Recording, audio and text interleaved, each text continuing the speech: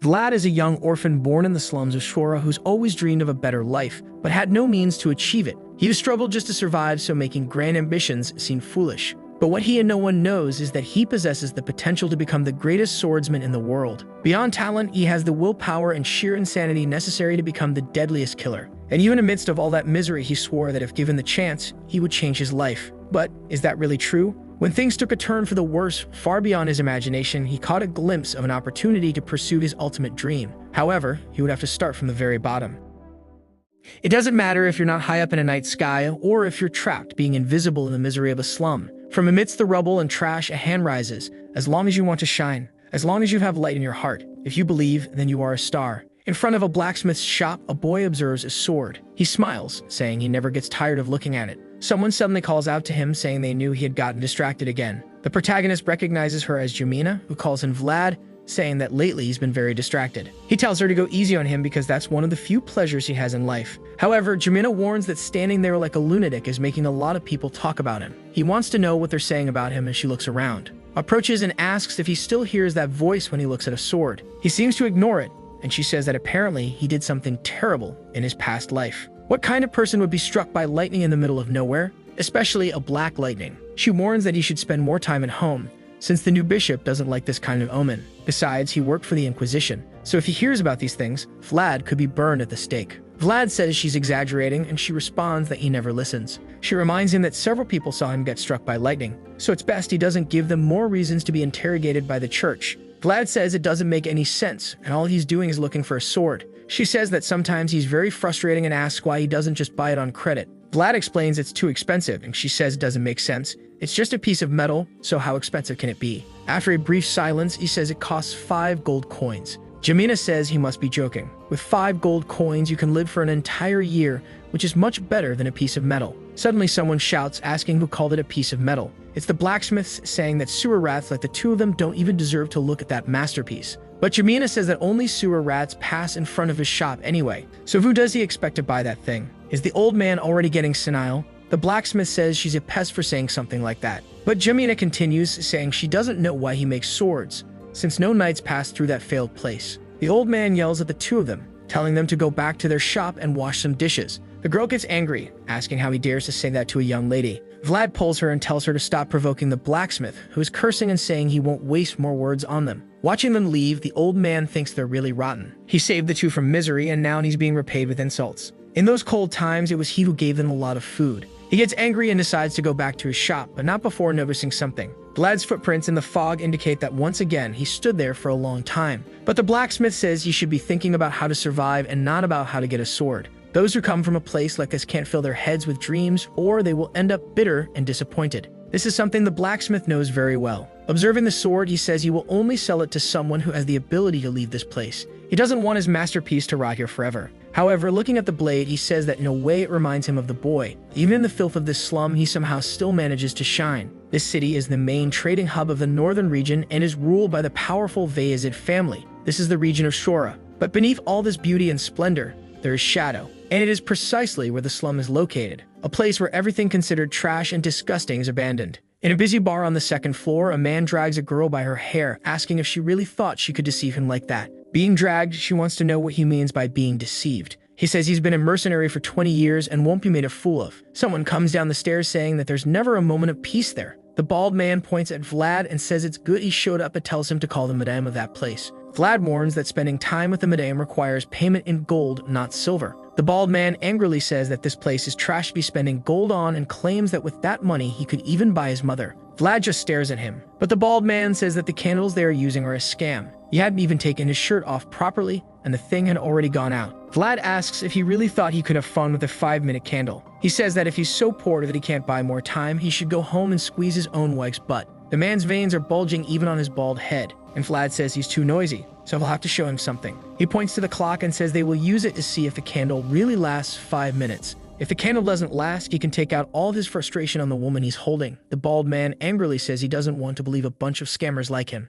Vlad says he will have to participate in this bet, and if the candle lasts more than 5 minutes, then he'll have to get beaten until he loses a few years of his life. The mercenary trembles, wondering how such a young kid can have such a terrifying look. But without hesitation, Vlad lights the match and says they will now find out who the scammer is. The bald man sweats as time passes and the girl watches. Everyone in the bar is eager to see what will happen in the end. Finally, the candle goes out. The bald man turns to the clock and sees that 5 minutes have passed, and he already takes a hit to the face. The poor guy stumbles backward, and Vlad announces that exactly 5 minutes have passed. He lifts his foot and kicks the bald man in the butt. He falls into a small room. Vlad enters and closes the door, warning him that he can start praying now. Desperate, the chubby man asks him to wait, but Vlad doesn't forgive and starts beating him, saying that he seems to be the liar here. He orders him to repeat that thing he said about the mother he doesn't even have. With that, the poor guy takes a beating. The next day, someone eating says that the cannibals are not lasting 5 minutes. It's Vlad asking if they heard what he said. A knight eats calmly, and Vlad calls him George and says that they're trying to mess with the main source of money they have. Suddenly, a girl in that room screams,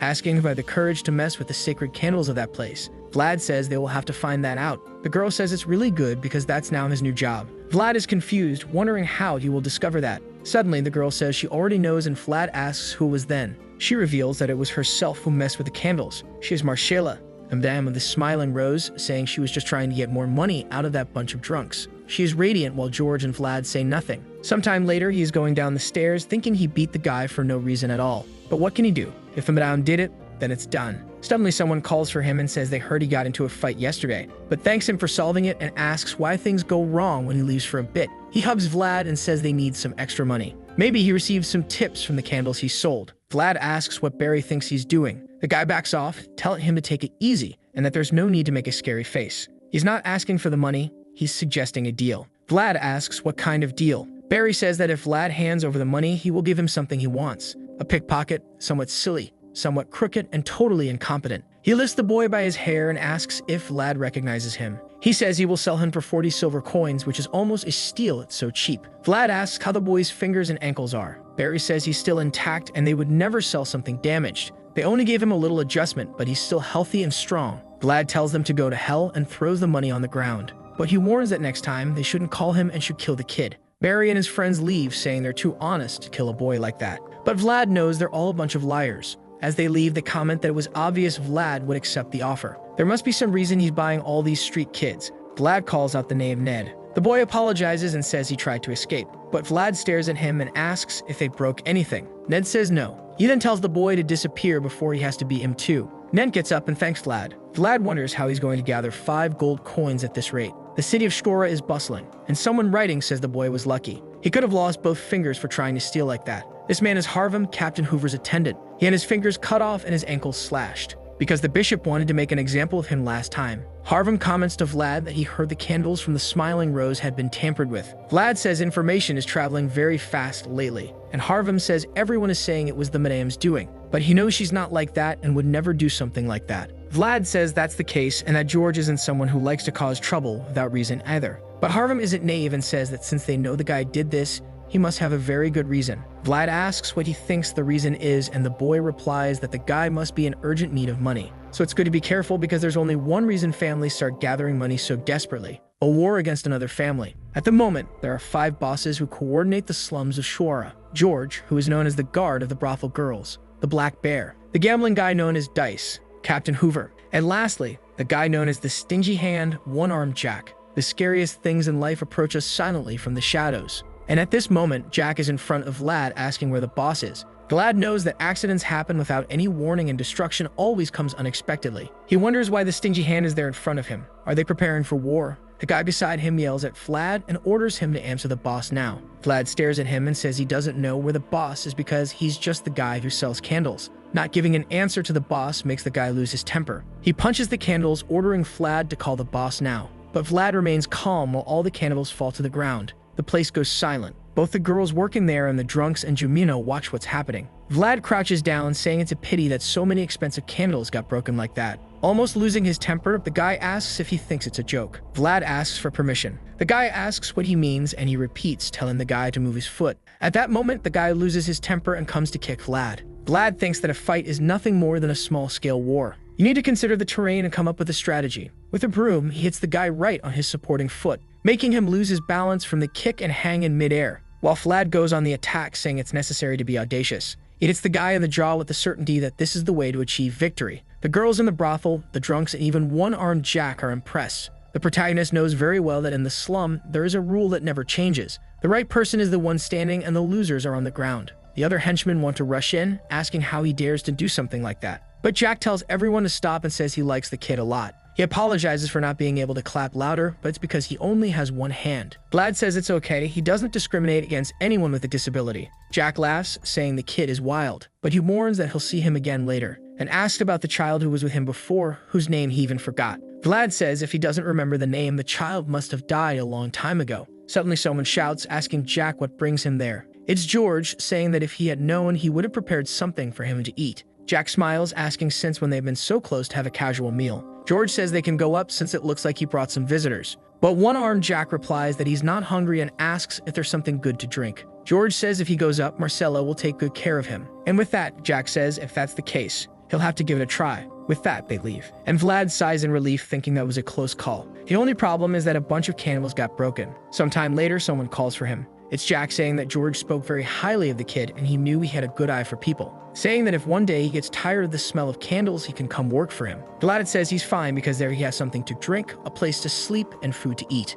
One-armed Jack smiles, saying they can also provide all that, and he throws a coin, saying it's for the candles. Vlad sees that it's a gold coin and tells Jack that the value isn't that high. But one-armed Jack replies that there's a lot more where that came from if he wants to come work for him. With that, he thanks for the food and leaves with everyone. Vlad thinks the guy is smiling, so maybe the conversation went well. Until Jamina from the second floor calls him, saying that George wants to talk. Upstairs, no one seems happy, and Vlad is impressed, where George gives him a knife as a present, saying that circumstances are changing, and tells him to keep it close at all times. Vlad could tell from the vibe of the brothel. The conversation between Jack and George had been a disaster. Jack said he didn't want to see him selling candles anymore, and George asked what he was going to do then. George explained that some of his sources are warning that Jack is bringing in a mercenary knight. Vlad asked if it was someone like him. George said yes, someone like him. And Shkora and Jack has a huge gang, but no one there can defeat a former knight like George. As the saying goes, an army of sheep cannot defeat a single wolf. However, the balance of power would change completely if Jack hired a former knight as a mercenary. George says this would be a huge disadvantage, and that's why he needs Vlad, and warns that soon he will receive his first mission. Harvem had his fingers and heel tendons cut,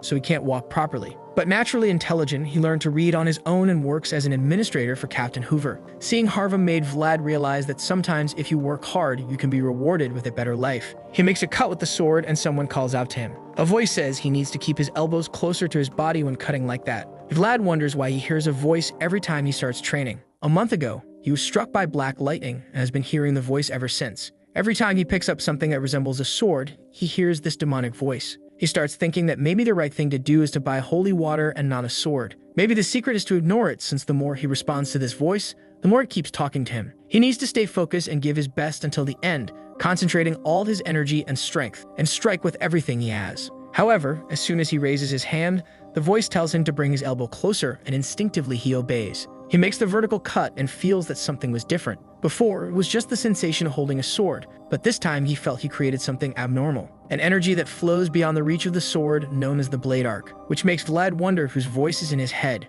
Under the moonlight, someone cleans a blood-soaked blade, saying that age is starting to catch up. The winter cold now seems to cut right to the bone. He hears a chicken sound, and thinks it's not a bad imitation, but seems like it's someone pretty dumb. He then approaches and tells whoever it is to stop what they're doing because he has arrived. The voice asks if he is Stanger. The man says yes and assumes he must be Vlad. Stanger says he knows Vlad is from the slum, so it's strange that he has golden hair and blue eyes. One might even confuse him for a noble. Vlad hands over the letter from the boss, and Stanger understands that another family has also hired a mercenary knight. Vlad turns, saying he will lead the way and they should arrive in 2 nights. Stanger says nothing and sighs, saying he doesn't know if he should follow someone so idiotic. Vlad says he's smart enough to show the way, but Stanger says he doesn't seem like it, especially since he imitated the sound of a summer bird, but they're in winter. And he warns that if he notices Vlad changing the path, he'll kill him on the spot. Vlad looks at him and tells him to follow quickly because he doesn't want to mess up his first mission either. Stanger is incredulous about this kid. He put on the scariest face he knows, but the boy didn't hesitate for a second. He smiles, thinking he now understands why George likes this guy. He really is a diamond in the rough. Sometime later, the two are in a cave and Vlad is just staring at Stanger. Stanger asks why he's doing that. Hasn't he ever seen a retired knight before? Vlad says not this close, and the man says it looks like he hasn't seen much of the world. Vlad asks where he's from, and the man says he's from Dhaka.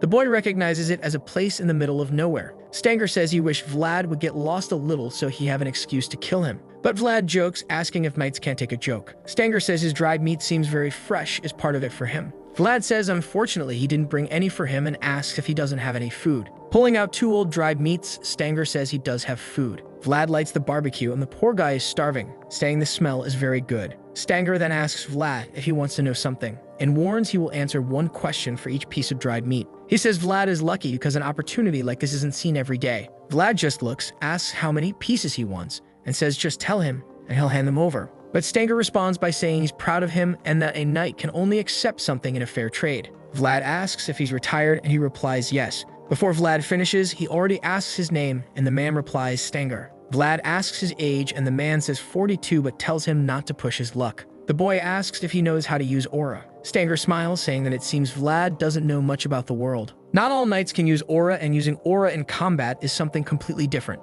Vlad insists, asking if he can use it or not. Stanger smiles and Vlad gets scared, handing over all the dried meat to the man. They stare at each other and Stanger warns that he only makes trades for something of equal value. But he will be a little generous since he's been eating old dried meat all this time. Vlad felt anxious, thinking the guy would use aura right in front of him. Stanger prepared himself and opened just 1 eye. Vlad asked why he did that. In an empty space, he explained that he needed to do this to summon his world, which is kept in the depths of his soul. He told Vlad to pay close attention, as this was the true essence of a knight. He opened his eye and Vlad was astounded. Stanger had activated the aura on his blade. Sometime later, they had already arrived in Shura. Stanger was complaining that he looked like a beggar and Vlad said it was better for him not to stand out. He said it was too disgusting and that a knight has his dignity. Vlad ignored him and said that when they arrived, Stanger should go through the back door while he went through the front. They then started walking. Stanger found it strange that the place was too quiet. Suddenly, both stopped. Stanger asked if that was normal in this place, to which Vlad replied no. In front of the Smiling Rose, it was full of bodies. Vlad said they would have to split up now and told Stanger to go through the back door. Stanger was about to ask where he was going, but Vlad had already run off, saying he would see him soon. The place was bloodied, and as soon as Vlad entered, he saw that the entire brothel was destroyed. Upstairs, Marcella was tending to George, and he said that one-armed Jack had come and attacked while Vlad was out. Vlad asked if he was okay, and George said it had been a long time since he fought a knight, and immediately asked if he had brought the person with him. Vlad said yes, and that he showed him the back doors, so he should be arriving soon. George said that tomorrow they would settle this damn war with that one-armed Jack, and asked Vlad what he thought of the guy, if he still had all 4 limbs. Vlad said yes, he seemed fine and looked like a decent guy. George asked if he had lost weight, and Vlad said he was very agile. Besides, he knew how to use aura, so they would surely resolve everything tomorrow. At that moment, George was startled as the back door was opening and Vlad said he probably had arrived. George called for Vlad and asked if he was sure the guy had used aura, to which Vlad replied yes. He saw it with his own eyes. George then grabbed the blade and told Vlad to stay behind him. Stanger was not a knight who knew how to use aura. Vlad was shocked as Stanger was opening the door, saying it had been a long time since they last saw each other, and greeted George. At the first moment Stanger appeared, he was cleaning a bloody blade, saying the cold now penetrated deep into his bones, and right behind him, the real Stanger had already been killed. Now face to face with George, he said the guy had changed a lot. George asked why he had come out of nowhere. The guy said that Count Gator had died. It hadn't been announced yet due to certain complications, but soon everyone would know. He raised his glass, saying it was for the poor Count of Gaitar. Enraged, George leaped at him, who calmly observed him. The attack shattered half the floor, but the guy vanished in a second, and no one even saw his movement. From behind George, he said it was for Sigmund, the new Count of Gaitar. George shouted the name, calling the guy Godin, landing a blow that Godin defended. Godin said that the new Lord Sigmund ordered that Knight George return now. George shouted that Sigmund was not his master, and Godin replied that Sigmund knew very well he would do that, and he didn't want him to return either. The entire room was being destroyed in the fight between Godin and George. Vlad grabbed Marcella and said they needed to get out of there. With that, they went out the door. As soon as they were outside, the guys called for Vlad and asked what was happening. Vlad shouted for Barry to call everyone because they had a problem up there, when suddenly George was thrown past him. Marcella, Vlad, and everyone there saw him falling to the ground from Godin's blow. Godin said he was still as idiotic as ever. The members of the brothel were asking if the boss was okay. He was writhing on the ground while Godin watched him from above. Suddenly, a knife came his way and he deflected it. It had been thrown by Vlad, who was right next to him. But Godin ignored him and leaped towards George, with Vlad shouting for him to be careful. George was getting up and was almost struck. Godin looked at him and said he should have followed the order from that day. George replied that he was human and didn't follow repulsive orders like that. But Godin said he was not human but a knight. George gritted his teeth and began to rise amidst the group. Suddenly, Godin said that the night had already been too long. He then closed his eyes, saying he needed to rest. Vlad was running down the stairs and was shocked to see that Godin had activated his blade's aura. He shouted to try to warn everyone. As soon as Godin opened his eye, he told him to stop. White lines began to draw on the bodies of everyone in the brothel. and with a movement of the blade, Godin created a flash that destroyed the entire place. When the smoke cleared, Vlad found himself on the first floor, wondering what had happened there. In front of him, all the members of the Smiling Rose were dead. He didn't know what to say when he heard someone beside him and recognized it was George. But he saw the blood on the ground, and he remembered that this had been the first person to extend a hand to a boy from the slum streets. He saw potential in the boy before everyone else, and to the boy, he was the strongest person he had ever seen. But on that silent night under the pale moonlight, the boy's world was destroyed. Vlad grabbed the sword on the ground and ran towards Godin, telling him to stop. He managed to activate the sword's arc, which caught Godin's attention. He wondered how the slum kid knew how to do that. He said it was impressive while Vlad ran towards him, telling him to die. But soon something hit his stomach and a kick sent him flying to the corner of the room. That split second made Godin realize the boy had natural talent. Before the kick hit his stomach, he twisted his body to reduce the impact. Trying to get up, the voice in Vlad's head told him to breathe or he would faint. Godin thought the boy's talent was too valuable to let him die there, even if it created the risk of facing him when he was stronger. And he remembered when George said that it was always satisfying to see the growth of someone with potential. With that, Godin smiled and told Vlad that knights could only accept fair trades. Vlad was confused, and Godin then revealed that his name wasn't Stanger and he wasn't 42 years old. He handed back 2 pieces of dried meat, saying that was the price of the lie. But he would take George's head, both as a reward and as a symbol of victory. Vlad stared at him, saying he would kill him. But Godin turned and said it was better for him to accept those 2 pieces of meat and not trade his life for nothing. Vlad knew he had no chance. So while Godin left, he swore that one day he would kill him, even if it was the last thing he did. But Godin ignored him and continued towards the door with George's head, while Vlad kept shouting. Sometime later, he met up with Jamina to try to escape from that place. But after that fight, he was already finished. That kick had broken some ribs, and he remembered that as soon as everything was over, Marcella came to him and told him to get up, or else he would end up dying there. Vlad showed no reaction. Marcella got irritated and slapped him, telling him to wake up to life, and asked if he knew the difference between the rich people and them who live in this slum. Opportunity is everything. Those at the top can make mistakes and keep failing because they have that luxury. But a single mistake for them here will end everything. She grabbed his cloak and warned him that in this place, one mistake means you die. So it's best he doesn't miss the only chance he has to get out alive. Jamina asked Vlad if he wanted to go slower, to which he replied that it was okay. He wouldn't let things end there. Suddenly, a man appears behind them, shouting that they are there. Both Vlad and Jamina are being pursued by Jack's men. The nest was now a mess, and even the youngest birds had to learn to fly on their own. Sometime later, the street is filled with Jack's henchmen searching for the 2. The man who had knocked over the candles earlier announces that whoever finds them will be generously rewarded. They continue the hunt, but right behind a door, Vlad and Jamina are hiding. They knew very well that at this rate, there was no way to get out of that place. Vlad told her to go to the coastal region when things calmed down. She asked what he would do, and he said he would manage. But if she stayed with him, it would be even more dangerous. Jamina shouted, saying she would not leave him.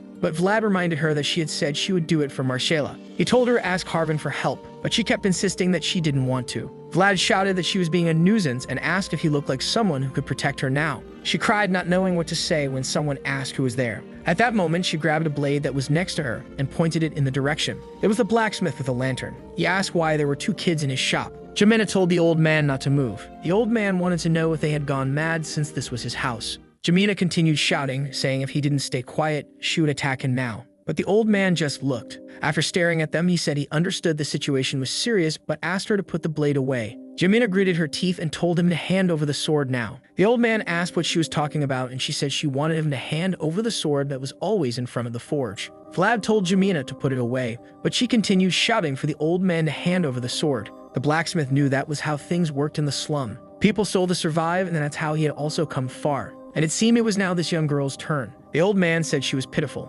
Jamina gripped the handle tighter, and Vlad told her not to do it. The old man, on the other hand, just closed his eyes. Suddenly, with the knife, she cut her own hair. The old man was startled, and she said it was the only thing of value she had. But she promised to come back and pay everything back later. All she asked was for him to give the sword to Vlad. The old man observed, not knowing what to say, and asked Vlad if he was leaving, to which he replied yes. The old man thought he had never dreamed of something like this his entire life. But the young man in front of him was about to try even before his wings had grown. He then said the 2 of them were a nuisance but told them to follow him. Sometime later, he came out with a cart from the shop. Jamina complained about the smell, and he said it was the only option. Suddenly, someone called out to him, asking what he was doing on the street at this hour. The blacksmith realized the men would be persistent, and even this exit would be blocked. One of them approached and asked why he was taking out the trash so late. The blacksmith shouted, saying it was all their fault for causing chaos in the entire city every day. After all the mess that had happened, he could only find time to leave now. The man told the old man to relax a bit, but he asked who the person behind him was because he worked alone. The old man shouted, saying he had to hire someone to help push the cart. The man said he would let him go just because he was the only blacksmith in that slum, but he would have to take a look at who it was. He placed the sword on the person's hood and told them not to move or lose an arm. Then he cut the hood. The old man was startled by the sickly look Jumina made, imitating a beggar, saying she just wanted to earn a piece of bread. Seeing that, the man said they could go. The old man then asked who they were looking for at that hour, and the man replied it was Vlad, who worked for Georgie. He then pulls the cart, saying he's leaving, but the man insists on checking one more time. Under the trash, Vlad was hiding, and the man called someone to take a look. At that moment, all three knew that if anyone checked thoroughly, everything would go wrong. A dark-skinned man with a spear approached and said he would handle it. The old man wondered if he should have taken another route, but he knew those routes must be blocked too. The man remarked that it was a lot of trash, strangely, but seemed to notice something. He readied his spear, and Jumina felt insecure. The man said not to blame him because he was just doing his job. He then started to attack the trash, rummaging through it. Jumina and the blacksmith knew something was about to go wrong. The man continued searching through the trash when he suddenly mentioned that Harvin had placed a boat near the river. They investigated because it was strange for someone who couldn't walk to do that. He was just telling them to stay alert and then said they could go. The blacksmith then pulled the cart, and the man told him to consider this a payment of the 40 silver coins his little brother owed Vlad. With that, they left with Vlad thanking Otar until they reached the edge of the dump. The old man said everything from the city was discarded there, and Jumina just asked Vlad to stay safe. With that, he unloaded the cart and Vlad fell, taking a star with him. That was the product of an old man's dream and a young girl's tears. Sometime later, in the mountains. Looking at the blade, Vlad asked if it could hear him. The blade responded that it could, and Vlad asked who it was. The blade replied that it unfortunately didn't know. Vlad got angry, saying that this voice kept trying to boss him around all the time but didn't even know who it was. But maybe that's a good thing. They could help each other. Vlad would help the voice recover its memories, and it would teach him how to fight with a sword. He didn't care if it was some kind of demon. At this moment, he'd only feared one thing: the fact that he was a nobody. The voice then accepted. It would teach him everything it knew about fencing. Sometime later, at a military base, inside one of the tents, someone observed a map of the region. The name was Joseph Vazid, and he said it all seemed too easy. Too easy. Someone entered the room calling Master Joseph, who recognized him as Zayar. Zayar said something seemed to be bothering him and asked what the problem was. Joseph said everything was too easy. Zayar agreed that they were doing well, but Joseph reminded him that many people were deserting and some were disappearing without reason. If the mission he participated in showed mediocre results, everyone would doubt his abilities as a leader. Both his father and other family members, especially his older brother named Wrecker. Zayar remained silent. Joseph thought that if things continued this way, the next count would definitely be Wrecker. The Vazid family is a family of warriors, and their history proves that. After all, his father got to where he is by destroying his own brothers. Joseph said he didn't have enough knights by his side, other than Zayar. Zayar approached, saying he needed to talk about that. He said one of the mercenaries was very suspicious. Joseph asked if he thought it was a spy for Rutger. To which Zayar replied that it wasn't that kind of suspicious, but something he would only understand if he went and saw. They then observed a goblin with its belly slashed. Joseph said it was pathetic. The cuts on that goblin were from a total amateur. Zayar told him to look at another, and he said it was terrible too. Whoever did that had terrible fencing skills. He kept looking and said the other one looked a little better. Then he noticed that the trajectory of the cut was always the same, but the skill seemed to be improving. He asked Zayar if all that was the work of a single person. Zayar said yes. One of them arrived today, and the others were from a month ago. Observing this, Joseph thought it was impossible for someone to evolve so much in just a month, and he asked who this person was. In the middle of the forest, the goblins were writhing as someone cut them down. It was the group of mercenaries they had hired combating them. The men told each other to hold their positions and not let any escape. One of them drew his spear, saying that now this fight was nearing its end, and he calls everyone to finish off what's left. But they all tremble. The guy doesn't realize there's a giant goblin behind him. The monster strikes and the guy's body is crushed. Everyone there is shocked. The monster roars and starts heading towards them, easily breaking through the front line. The mercenaries wonder where it came from and how they're going to defeat it. They all run towards a chubby guy on a horse. He asks what they think they're doing and tells them to get back to the front line now. But the mercenaries say no one told them they have to fight a hobgoblin. If he wants that, he'll have to pay a lot more. The chubby guy goes to draw his blade, calling them a bunch of useless fools. When a body falls right beside him, the monster is killing the entire group. Seeing this, he calmly puts the blade away again, until someone approaches. The young man has blonde hair, and they ask who he is. They recognize him as Lyman the Worshipper. Vlad had taken on a false name, and he's confident he can defeat this hobgoblin. He charges forward, and the monster notices his presence. Before the creature reacts, he slashes back, but he quickly realizes the cut was too shallow, and now he's about to be struck from behind. He notices the attack coming and barely dodges, but he's angry that he failed again. The sword asks how he can't manage when it's told him everything. Vlad thinks he's not a genius who can just listen and do it. Seeing the monster coming, he says for now, he's just trying to find a way to win. The creature approaches and makes another attack that he dodges. Another one comes and he ducks. One swings close to his face and the creature starts losing its temper. At that moment, it goes for a vertical strike. The attack kicks up snow everywhere, but Vlad dodged again. Saying he swears this time he will cut through it. The monster looks back as Vlad comes with a slash. And Joseph says he wants Zaire to find out everything about this person called Lyman the Worshipper. Zaire accepts the mission while Joseph thinks it's unbelievable. How someone goes from amateur cuts to almost a blade arc in a month. And he smiles knowing that if this is the case. Vlad slashes the creature and Joseph is sure he's a genius. After the battle, people are collecting the goblins' bodies saying there's nothing useful among them. One comes over smiling, saying the captain was incredible. Vlad tells him to stop talking nonsense and gather the bodies of the creatures he killed. The guy says he's already done that and reminds him that this job is about to end, offering to continue working together. But Vlad says he doesn't like looking into the eyes of a criminal, much less working together. The guy then reminds him about the mercenary insignia and says he won't be able to keep using it, offering to call someone who can make a perfect copy. But Vlad warns Gott that a loose tongue is the quickest way to die in this place, and it better not be a threat. The poor guy trembles and says he was just trying to help because with such good skills, the boy shouldn't be there. Vlad tells him to finish the preparations unless he's tired of having his head attached to his body. With that, Gott says he'll take care of it. While Vlad thinks he'll have to deal with this guy sooner or later, he then leaves the troops. Watching him go, the guys say that Lyman seems to be going to pray again. He really is a very devout boy. In the middle of the forest, he kneels with his head on the sword, and the guys say he looks like the son of a noble family and doesn't even seem to be in the same class as them. But Vlad is asking the voice why he can't defeat the monsters with one cut. The voice says it's told him 1,000 times that the most important thing for a lethal attack is how precise and unexpected it is. Vlad tells it to explain better. The voice tells him to remember when enemies raise their swords and make a WHISSA. At that moment, he just has to take advantage and make a whoosh. Vlad asks how he's supposed to learn anything from such stupid tips. But the voice says it's too easy. Just pay attention to the WHISSH and the whoosh. The poor guy is there praying, furious, while the others are all blessing him. The camp is as busy as ever. The only problem is that the meat in this place is quite questionable. Gott says he shouldn't complain about the food since it's free. Not many families besides the Vezid offer such privileges. But Vlad gets up and tells them to enjoy the meal. The guys wonder if Vlad is going to see the priest again and seems to be praying for something.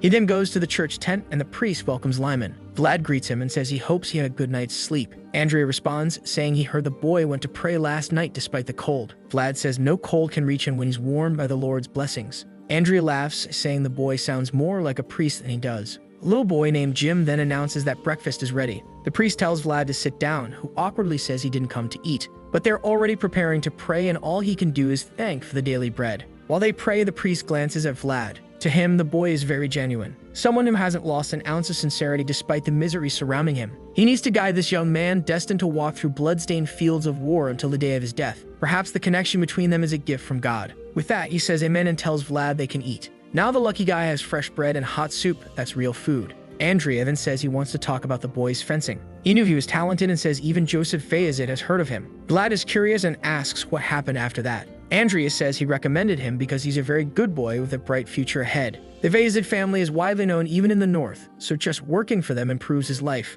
And he tells the boy that he more than deserves this opportunity. In the forest, Vlad thinks that this wasn't a good thing. Maybe he stood out too much. The voice says he had no choice since the only way to learn fencing is by using the sword. Maybe he got too close to the priest. Vlad says that could be the case, and the voice asks if he stopped thinking it was a dark spirit. Vlad knows that Father Andrea has a good reputation and was even recommended to be a bishop. If he didn't feel anything wrong, then he's probably fine. Vlad wonders if he should take this opportunity, and the voice says it's a good idea. He's just insecure because to get his insignia, he had to kill another mercenary and then would be judged for fraud and murder. The voice says that putting it that way, he really seems like a wicked boy, and advises that the best option for now is to run since they're not after him. Vlad says the plan is to escape tonight and take Gott with him. But suddenly the sword says it doesn't think he'll be able to escape, and he asks what it means by that. She warns that someone is coming from behind, and judging by the energy, it's at least an elite knight. Vlad readies his blade and points it backward. But it's Zaire calmly looking at him, impressed at how sharp he is to have hurt him. Zaire tells him that Lord Joseph wants to see the boy.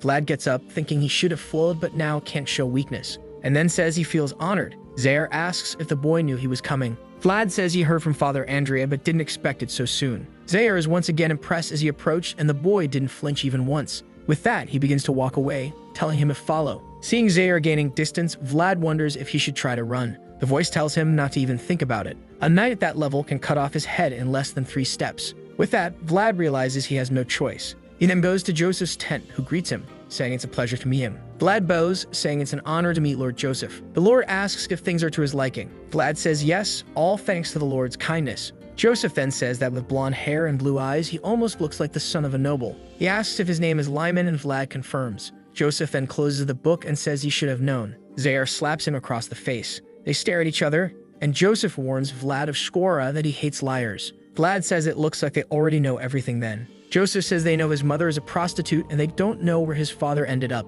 and he asks if Vlad has any idea. Vlad sarcastically asks if this is some new kind of joke, asking the son of a prostitute who his father is. He immediately gets a kick behind the knee and falls to the ground. Zaire tells him to show more respect in that place. Joseph says it's okay since that was funny, but he warns that he knows Vlad killed a mercenary and also the reason he fled Shkora. What he doesn't know is where the boy learned to fight with the sword. Watching him, he says he sees many things hidden behind those eyes. Behind him, Zaire begins to draw his sword. Vlad hesitates for a second, not knowing what to say. Suddenly, he says he learned all this from a master who appeared and disappeared as quickly as light. He did mention the name, but said one thing. This is a secret sword technique that cannot be taught by anyone else. Joseph thinks he doesn't see any hesitation in the boy's eyes, and he apologizes for being so harsh. Vlad wonders if he believed that. The Lord then says that maybe he doesn't know, but at the moment, he has a certain problem. So he wants to propose something to Vlad of Shkora, and asks if he aspires to a better life for himself. Power, freedom, survival, and the life of a knight. He, Joseph Fayzid, wishes to sponsor him.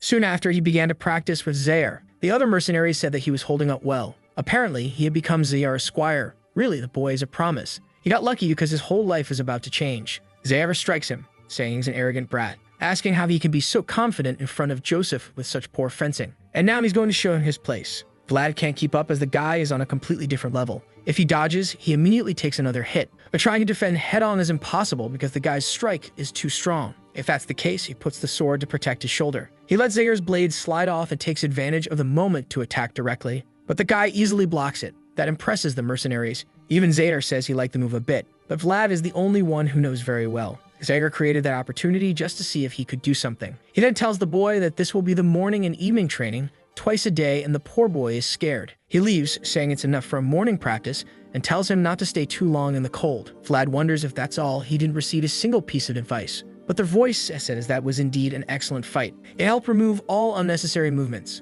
Really, a beating is the best way to learn. The poor boy wonders why no one ever seems to be on his side. Finishing, Joseph asks what his impression of the boy is. He responds that he has potential. Maybe if he were the son of a noble family, even the Count himself would be interested in the boy. Joseph smiles, saying he knew he was right about him. But Zaire warns that the big problem is arrogance since the boy doesn't know his place. The Lord responds that it's okay since the boy grew up in the slum, so it's common for him to be like that, especially considering he has the perfect person for the job. Zaire says a knight without loyalty cannot be trusted. Joseph responds that he wouldn't believe the boy even if he knelt the moment they met. In fact, he even prefers that he is so honest about his feelings. Vlad said he has something he has to do. And for the Lord, it's better that things are this way since they both have something they want and they can both help each other. The knight simply agrees, saying that if that's the case, then it's all right. The boy is like a wolf, pure arrogance, untrustworthy, and still presumptuous. However, Joseph says it's okay. He's in no hurry. It takes a long time to build a cage big enough for a wolf to think he's free. In the forest, God was freezing as it was the middle of winter. He thought it was unbelievable that Vlad had now become Zaire's squire, and it would be difficult for them to escape. Maybe he was lucky since now he doesn't have to stay in the cold and doesn't need to train with the expeditionary forces anymore. Suddenly, a knight comes by and asks if everything's all right. Gott recognizes him as Roderick and says everything is fine. Roderick tells him to keep an eye out for any problems and leaves, while Gott says he can count on him. He stands there, just watching Roderick and observing the area, thinking that the guy looks like a statue and not even a needle could wake him up. But now with him there, he can finally get some sleep. He ends up dozing off and suddenly wakes up. He hears Roderick asking what someone is doing there and that it looks like someone is looking for a child. He watches Roderick from a distance, who asks what's wrong with a woman and says he's not her son. Gott finds all this very confusing and wonders why he stopped mid-sentence. He gulps and starts heading in that direction, confused about what's happening. Why is Roderick going to that place away from the camp? Suddenly, the man is surrounded by a black mist. At that moment, Gott trembles. The next day, Vlad was exhausted, wondering why the damn Zaire couldn't be a bit kinder. However, a voice told him to appreciate it because few in this world have the chance to practice with someone so good. Vlad replied that he was sure the damn guy was hitting him hard on purpose.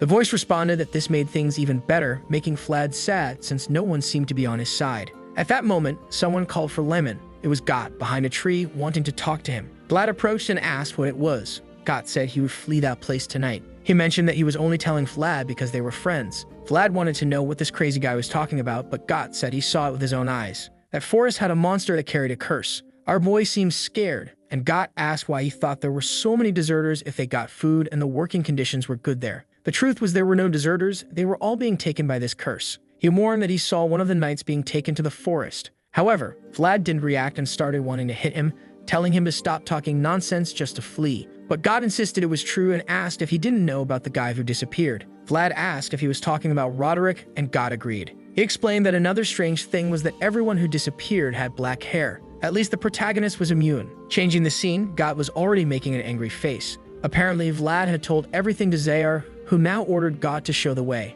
Zayar asked if the guy was trustworthy, and Vlad said he wasn't the type to lie. Zayar saw it as an opportunity to increase Joseph's accomplishments. After all, discovering a phenomenon and defeating a ghost was much more interesting than just defending against goblins. The problem was that he found this black hair thing strange. He seemed worried, and Vlad said that with the 3 knights in the field, everything would be fine. The only person stronger than Roderick in that place was Zayar, so he had to lead this advance. After a while, God announced that they had found the expeditionary forces. A boy named Ern introduced himself as Roderick's squire. Zayar asked if he hadn't found anything, and Ern said unfortunately not. They had the best hunters and researchers, but no footprints were seen. Zayar realized he would have to look for himself. So he ordered everyone to divide into groups of 3, stay within sight of each other, and start searching the area. A while later, God was dying of anger at Vlad for reporting him. He said Vlad took advantage of his goodwill. Vlad told him to stop complaining and keep looking around. Zayar asked if they had found anything, and they replied no. Zayar called him useless and asked how they found someone who disappeared in the slum. Vlad explained that they just beat the person closest to where the guy disappeared and got the information.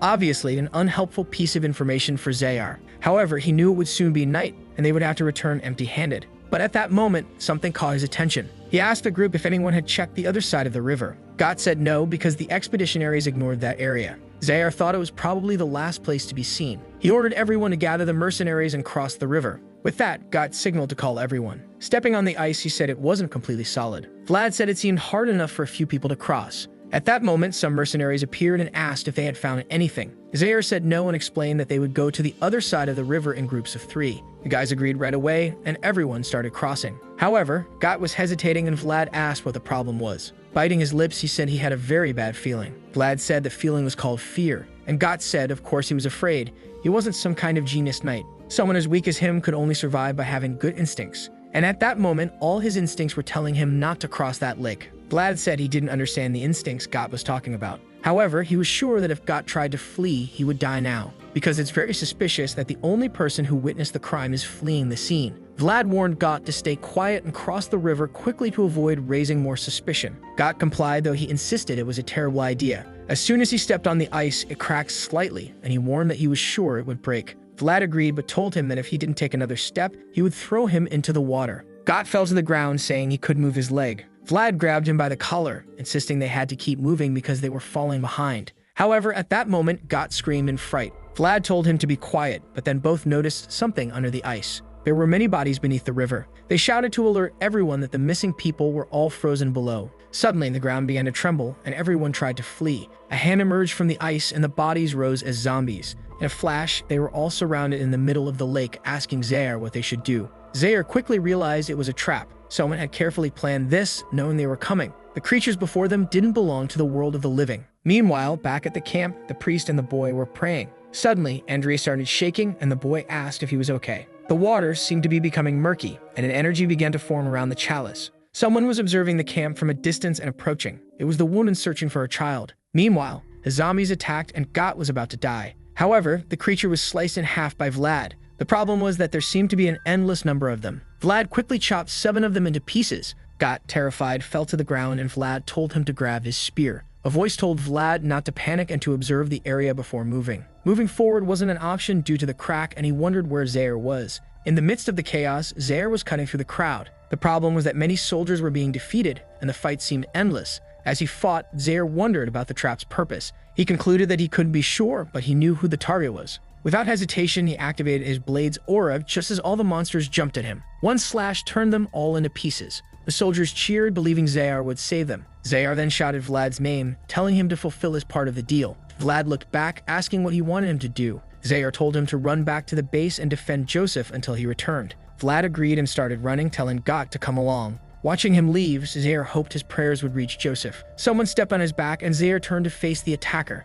Seeing the zombie, he realized he was too late. It was Roderick and all the recently disappeared men. Meanwhile, in Joseph's tent, he was reading calmly. He heard shouting outside and wondered what was happening. Suddenly, a chubby knight entered. Joseph asked what was going on, but the knight didn't know. He had come running after hearing the noise. The prince scolded him for not knowing what was happening and for forgetting his sword, saying it was worthy of hanging. Gordon apologized. At that moment, the church members entered the tent. Joseph asked what was happening, and Andrea explained that something evil was attacking. He showed him that the Holy Bible, written with sacred ink, had trembling letters. The prince asked if there was anything to be done, and Andrea explained he wasn't an exorcist. He would try to use sacred power to defend, but the creature was much stronger than he could handle. This frightened the prince, knowing the only powerful knight wasn't there. But the priest and the 3 men in front of him were his only option. He ordered them to move. As soon as he stepped outside, he noticed something strange. Everyone was writhing on the ground, seemingly going insane. He covered his mouth, telling everyone to do the same. The mist seemed to cause some sort of illusion. The prince knew someone had planned this, and they were caught off guard.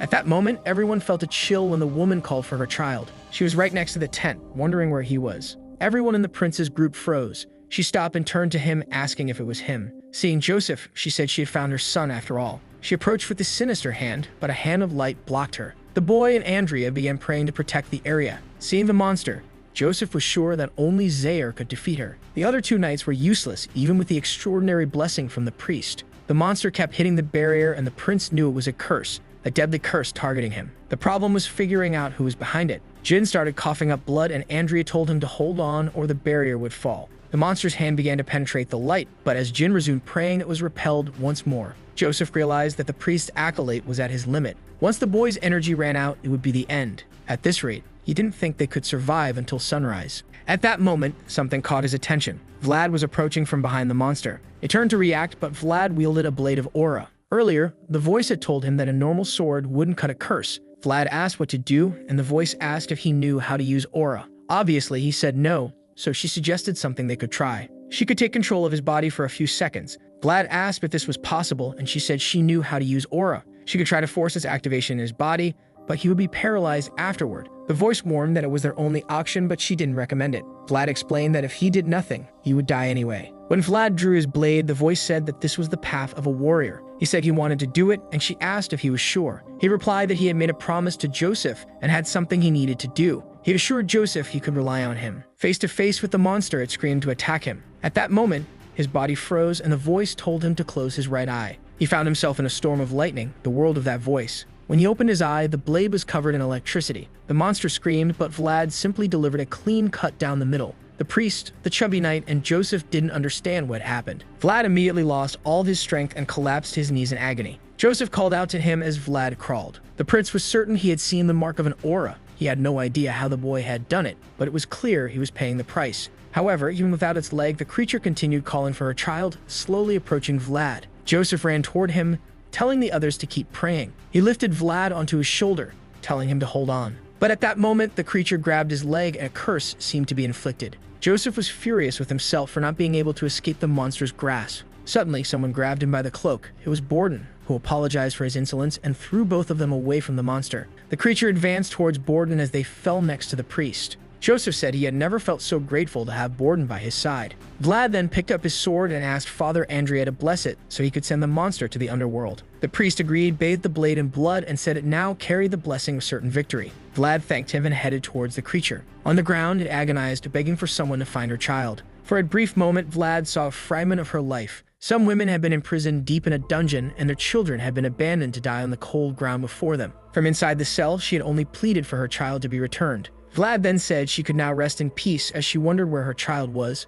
With that, he plunged the sword into her and she cried out, asking where her sweet child was. Somewhere else, a summoner was smiling until suddenly his curse was broken. He wondered how the connection had been severed. He knew the only knight with an aura wasn't at that camp, so who had killed the creature. At that moment, Zaire appeared, saying he had found the bastard controlling the puppets. The next day, Joseph asked if it was really him. Zaire said he was almost sure it was, and holding a box, said it contained the source of the curse or the child the woman had been looking for. Joseph told him to leave it in the hands of the priest to investigate. But in the end, their expedition had been a complete failure. Zaire apologized, but Joseph said the journey back would be very rewarding. The knight asked if he had seen potential in the recruit. He smiled and said he had found someone to fight for his name. That child would shine brighter than any swordsman ever seen. 3 days later, Vlad woke up exhausted. A voice told him to be more careful and said this was the price for using her world. Vlad was amazed they were still at the camp. He thought he was going to be thrown into the back of a truck and taken away like a piece of luggage. A sword said they were waiting for him and mentioned that Joseph seemed quite worried.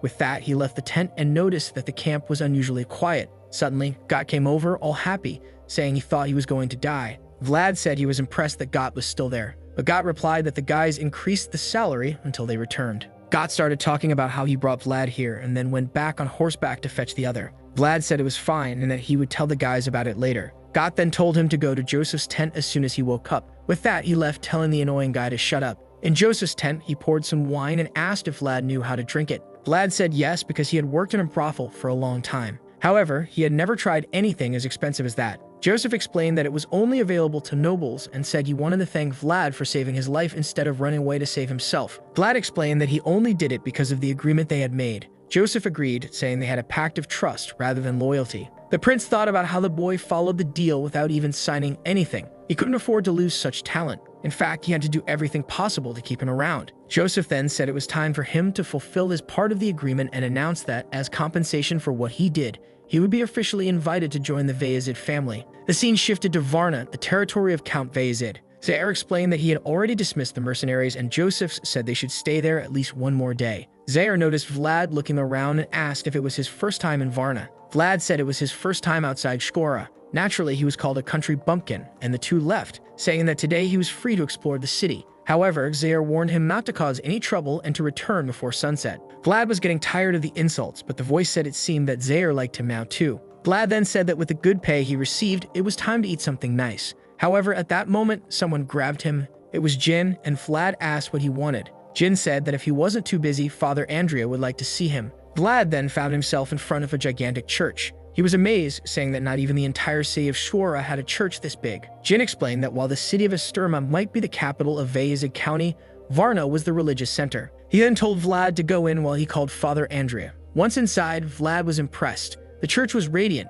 and he thought that although he was called Lyman the Worshipper, he had never truly prayed in his life. In a way, he was a sinner. Andrea appeared and apologized for making him wait. Vlad said it was nothing and thanked him for the invitation. Andrea handed him something and Vlad was confused. He explained that it was an identification badge. He could receive one from Joseph himself, but those issued by the church were more effective since faith extended across the entire continent. Vlad was impressed to see that Father Andrea's name was registered as his sponsor. Andrea placed his hand on Vlad's shoulder and told him to come there whenever he needed anything. From that day on, he would receive all the support he could. The boy, who hadn't even been registered at birth, now had one of the church's most important figures as his sponsor. From that day forward, he was no longer Vlad from the slums, but Vlad from Shkora. The county of Bayezid contained 3 cities and 12 villages. Shkora was the trading hub and Varna was the religious center. And here was the capital, Sutramata. On the way to the mansion, Zaire told Vlad that he was now a guest of Joseph. Any foolishness he did would tarnish the prince's honor. At the door of the room, Zaire warned Vlad and Got not to act like 2 country bumpkins.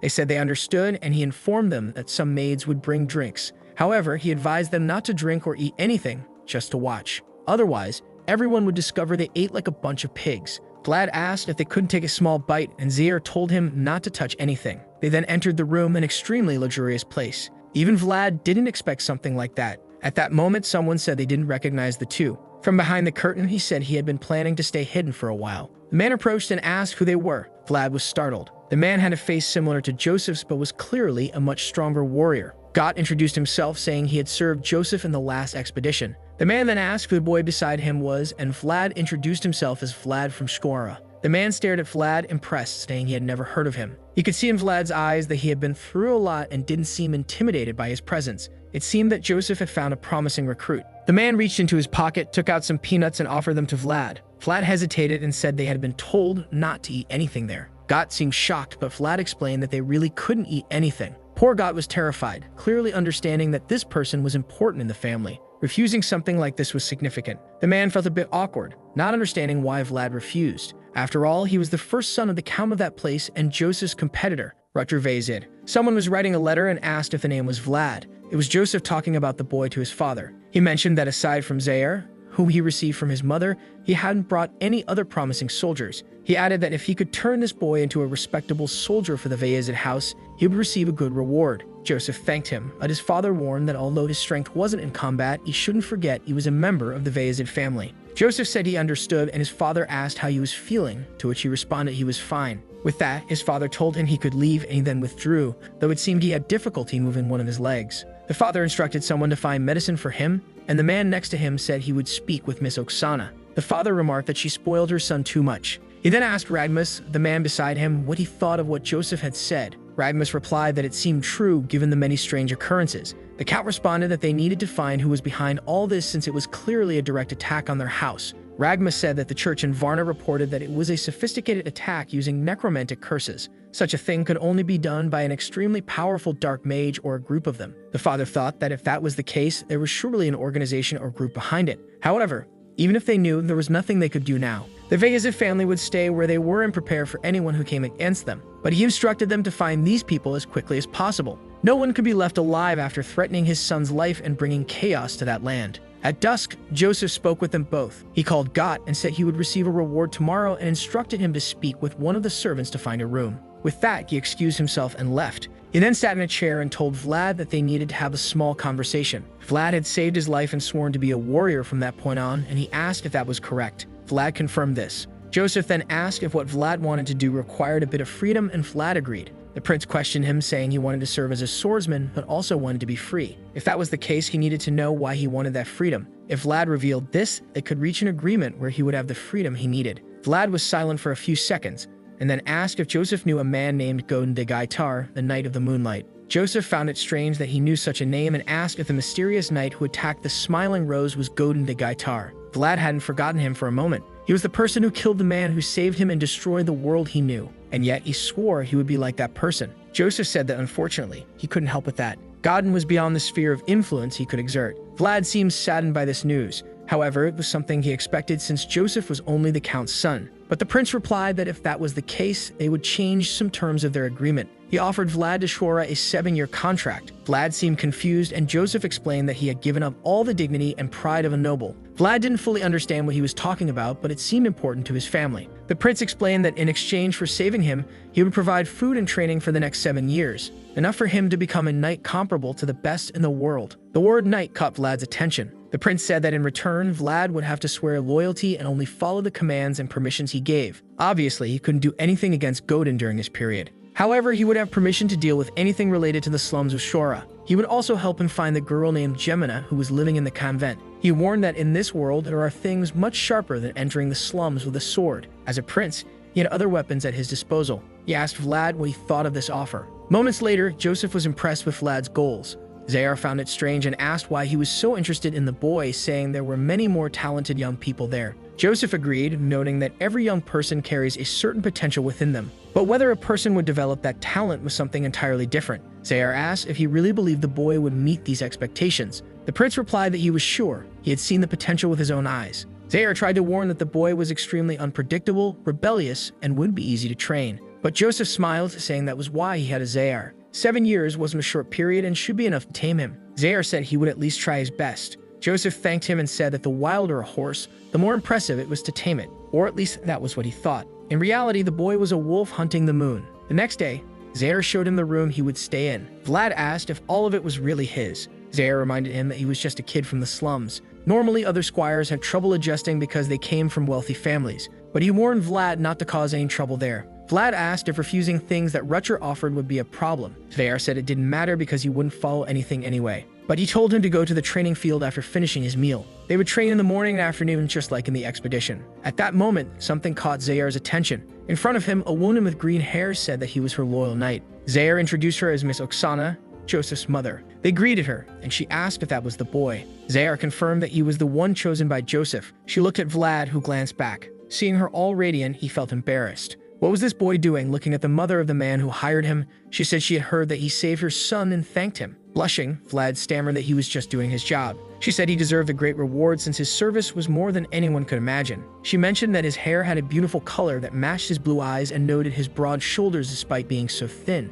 She said she would need to make some clothes for him. Vlad, embarrassed, thanked her, and she smiled. With that, she left, telling Zayar to get back to work, and he thanked her. Vlad was still awkward, and Zayar asked what that was about. He had never seen the boy act like that. Vlad said he didn't know. It was just that he had never met a noblewoman before. Zaire replied that perhaps it wasn't so bad for a first time, noting that he himself still felt embarrassed every time he saw her. He told Vlad it was time to eat. The scene shifted to the cafeteria. A guy spat into Vlad's plate as he sat alone. The guy apologized, saying he mistook him for a trash can. The other squires laughed. Vlad said nothing, took the saliva with a spoon, threw it out of the plate, and continued eating, thinking it took less time than he expected. The guys found it strange that he was so calm. He remembered that Zaire warned him that anything he did would reflect directly on Joseph's reputation. Now he needed to find a way to teach these guys a lesson without tarnishing the prince's honor. The guys left in anger, saying he would soon realize his place. Vlad then asked what his name was. The guy found it strange, and Vlad asked again for his name. Intimidated and a bit embarrassed, the squire said his name was Solonen.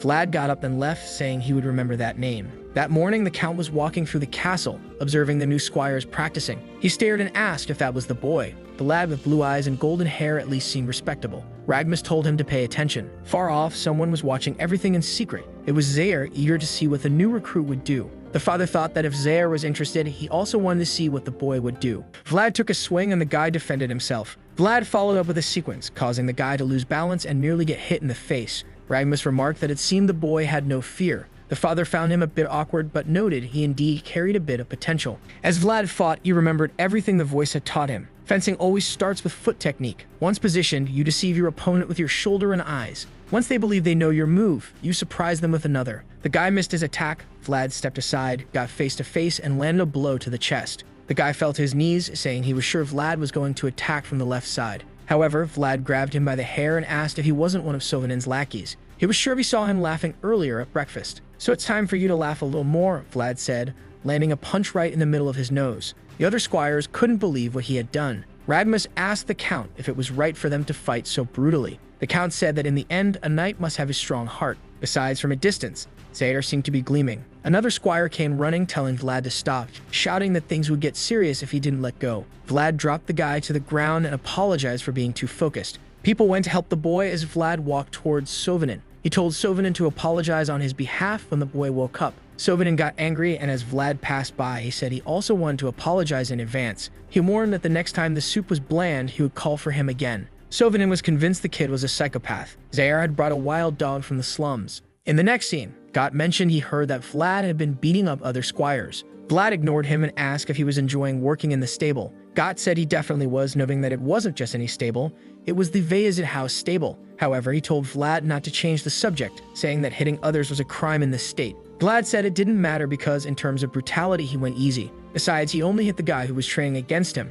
and they provoked him first. Vlad said it was better this way because none of those spoiled nobles would try to talk to him. At that moment, a chubby boy introduced himself as Portly. Vlad stared at him and asked what he wanted there. The chubby boy wasn't sure what to say, and Vlad told him to sit down or disappear. Portly seemed happy and sat down, but Vlad had only said that to make him leave quickly. Embarrassed, Portly said he always had to eat alone, which was why he wanted to join them. Vlad told him to talk less and focus more on eating. Portly mentioned that the sausage he was eating was supplied by his father, who had been raising livestock for generations. If Vlad liked sausages, his family could provide more. Vlad asked if he was really trying to buy him with sausage. In the next scene, they went to Portly's stash, which was filled with food. Vlad had forgotten that many of the squires came from wealthy families. Perhaps it would be good to start building some connections. He asked Portly if he wanted to eat together from now on. The chubby boy was overjoyed, asking if he was serious. Vlad said of course, noting that squires had to stick together. It wasn't just about the sausage. Oh boy. Zaire was exhausted from training Vlad twice a day and helping Joseph. At that moment, a knight called him and asked if they could talk.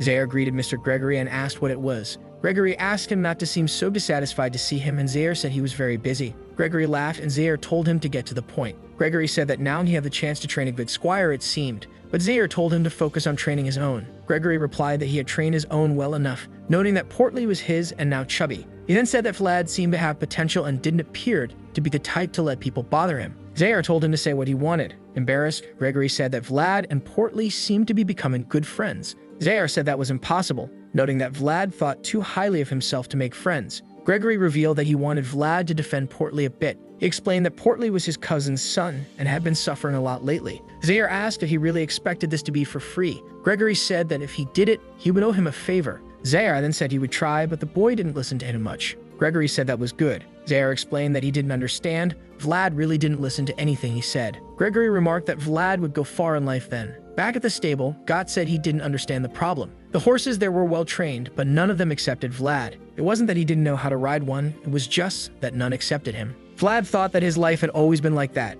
Every dog or cat always ran away as soon as they saw him. But he remembered that on the day at the lake, he stayed on the horse even though it was Gott who was taming it. Gott mentioned that the horse belonged to Zaire and cost a fortune. Vlad didn't know what to say. How could he tell the prince that he could only accept a horse if it was very expensive? At that moment, a woman appeared and informed Vlad that Miss Oksana wanted to talk to our boy. He didn't really understand, but just said he was on his way. Sometime later, in another part of the castle, Oksana said that anyone who saw him wouldn't believe he grew up in the slums. The clothes suited him very well, but the boy was all stiff and awkward. She then told the man beside her that his clothes shouldn't be so tight since, at 17, he still had a lot of time to grow. Because of that, she would have new clothes prepared for him, including some for the summer. Vlad just thanked her. He wasn't going to say anything else. But she simply replied that she was the one who should be grateful that he had saved her son. She then apologized for taking up his time and told him he could go back to training. Our boy thanked her and was already outside. The boy really struggled when talking to older women and nearly died from holding his breath. However, looking at the clothes, he knew that this type of fabric was extremely expensive. It was very different from what he used to wear, which was already very different from what he wore when he lived in the slums.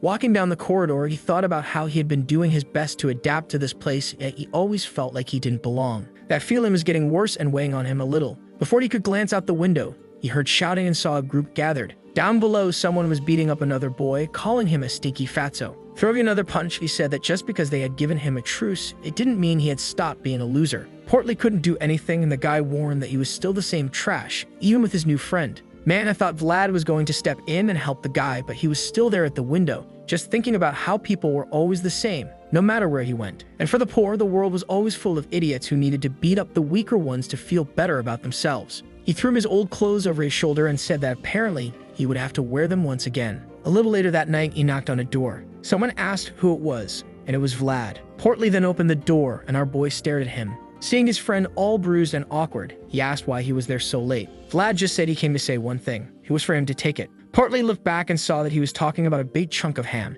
asking if he really wanted to give him all of it. Vlad just said yes, and with that, his friend lowered his head, thinking that he had been a fool to believe this guy was his friend. In the end, he was just another person who saw him as an easy source of food. However, even with all that, it was still better than eating alone, so he took it from our boy. Vlad then told Portly not to be too upset because this was compensation. The chubby boy didn't understand anything, and Vlad said that a knight had once told him this. A knight only accepts something if it's exchanged for a fair price. And now he was face to face with the guys who had beaten up Portly. He saw that it was 14 against 1 and said that not even the guys from the slums were this cowardly. But the other guy just told him to shut up and warned that today his confidence would be crushed. But our boy just beckoned them with his finger, telling them to come at him already because he didn't have all night. The guy got really mad, and with that, everyone rushed at him. However, Vlad was just happy that he had managed to change clothes, because tonight, there would be blood everywhere. The first two who came at him got hit right in the cheek and head. Their friends saw that the poor guys didn't stand a chance and dropped like trash. But before they could react, Vlad had already moved forward and landed one on another guy's jaw.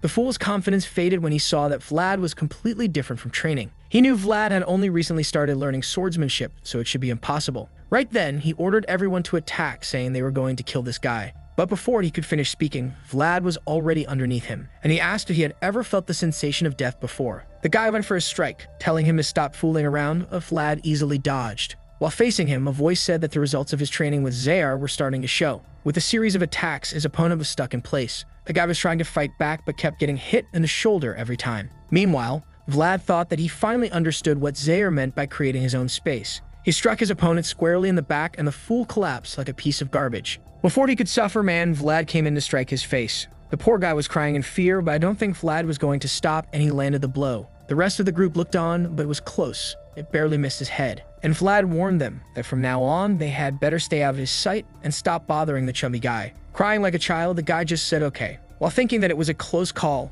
Vlad had almost actually killed him. Our boy then said that should be enough payment for that ham. It was time for the next ones, and he asked who wanted to continue. The boys were all standing there, scared out of their minds, and no one moved. But now Vlad was feeling inspired and said that if they weren't going to come at him, he would go after them. He started walking toward the ones who were still trembling, and man, it looks like he really beat up everyone. Meanwhile, the Baron of the house was just watching everything. Seeing everyone get beaten down, he said that the boy was quite impressive. The scene then changed to a hall the next day where the monthly meeting of all the knights was taking place. It wasn't explicitly stated, but the people who supported Rutgers stood on one side, and those who supported Joseph stood on the other, along with the neutrals. Antalas, the commander of the knights, said that the meeting would be rescheduled because Rutgers people were not present. They were about to move on to the next item on the agenda, which was how they would distribute the relics sent by the church. Meanwhile, the lord of the territory was simply observing how tense the room was. Rutgers knights were absolutely furious, while those who supported Joseph seemed quite relaxed. But to him, this was no surprise, since Joseph's knights had always remained in Rutgers' shadow. He glanced over at Zaire, who was wondering if the Count was smiling at him. Sometime later, the meeting ended and everyone was supposed to check the missions.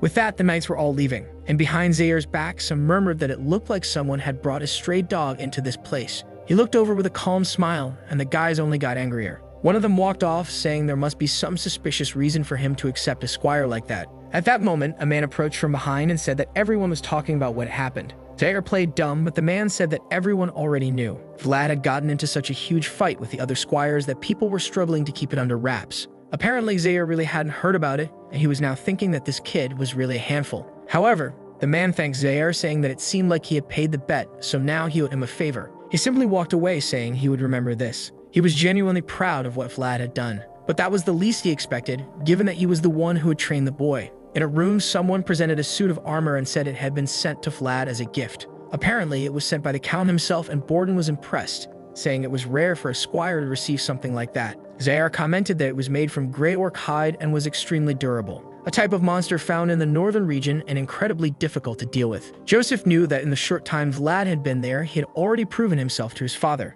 Zaire mentioned the fight that had taken place and how it seemed none of the squires stood a chance, and now everyone knew about it. At that moment, Joseph raised a letter and said it wasn't the time to sit around but to act. Inside was their next step. Zaire took a look and said that an invitation like that was quite uncommon, but his friend only wanted to know if he was going to accept it or not. He said of course, since he was beyond tired of taking care of this kid. The two agreed, and with that it was settled. He was heading to the region of Durmar. Bright sun, blue sky, and he was already in the carriage, and apparently Vlad was coming along too. Joseph explained that they were going there because it was a region full of fruit, as well as a direct path to the central region. It was a very important connection for them, who were in the north. Our boy asked if that was why Zaire was going as well, and Joseph confirmed, explaining that crises were moments of opportunity even when you weren't directly involved in them. House Heinel was going through a succession dispute, and one of the contenders for heirship was asking for help. Vlad responded that the noble world was really complicated. To that, Joseph summarized that they were fighting for control over all of Durmar, and obviously it was an internal struggle. The rightful heir of that land was known as Alicia Heinel. However, her uncle Ender was trying to make everyone believe that she was born from an illegitimate relationship. He wanted this because if she was removed from the dispute, he would automatically rise to the throne and be considered the Baron.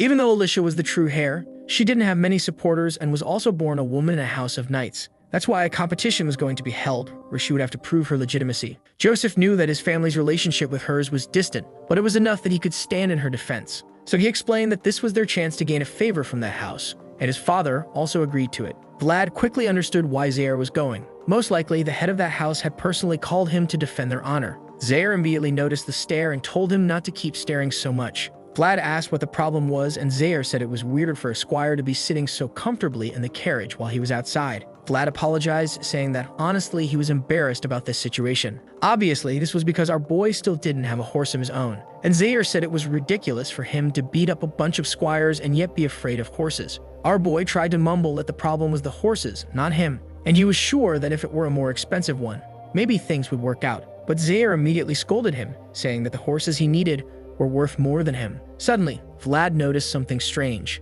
His heart was beating fast, and he wondered if it was because he was getting scolded by Zaire. He figured maybe that was it, even though it didn't make much sense. The whole time, Joseph was rambling about things he didn't understand, while Zaire wouldn't stop lecturing him. But then he felt something even weirder, and the whole place started shaking. Borden said the ground felt strange, and suddenly everything started trembling even more. Zaire ordered everyone off their horses, and the men obeyed. At that moment, our boy immediately opened the carriage door and pulled Joseph out, who was a bit confused. Joseph told him that he appreciated the concern, but there was no need to panic so much. Borden, who was on the ground, said that whatever it was seemed to have passed. Vlad commented that this was his first time experiencing an earthquake, but Joseph said it wasn't an earthquake. Looking into the distance, they could see that something had passed through the area. The entire forest floor was completely disturbed. What had passed by was a giant deathworm, essentially a remnant of an ancient fallen dragon. Vlad was shocked, but in the next second, he was smiling, saying that something like that was magnificent. Sometime later, they were arriving in Durmar. They stopped in front of an inn, and Joseph told him that for now, he was free to do whatever he wanted. He could go for walks, explore the city, gather as much information as possible, or anything else. Vlad, however, was a bit confused since he wasn't entirely sure why he was even there. Joseph asked if there was a problem, and he said no, maybe he would just try to find something to do.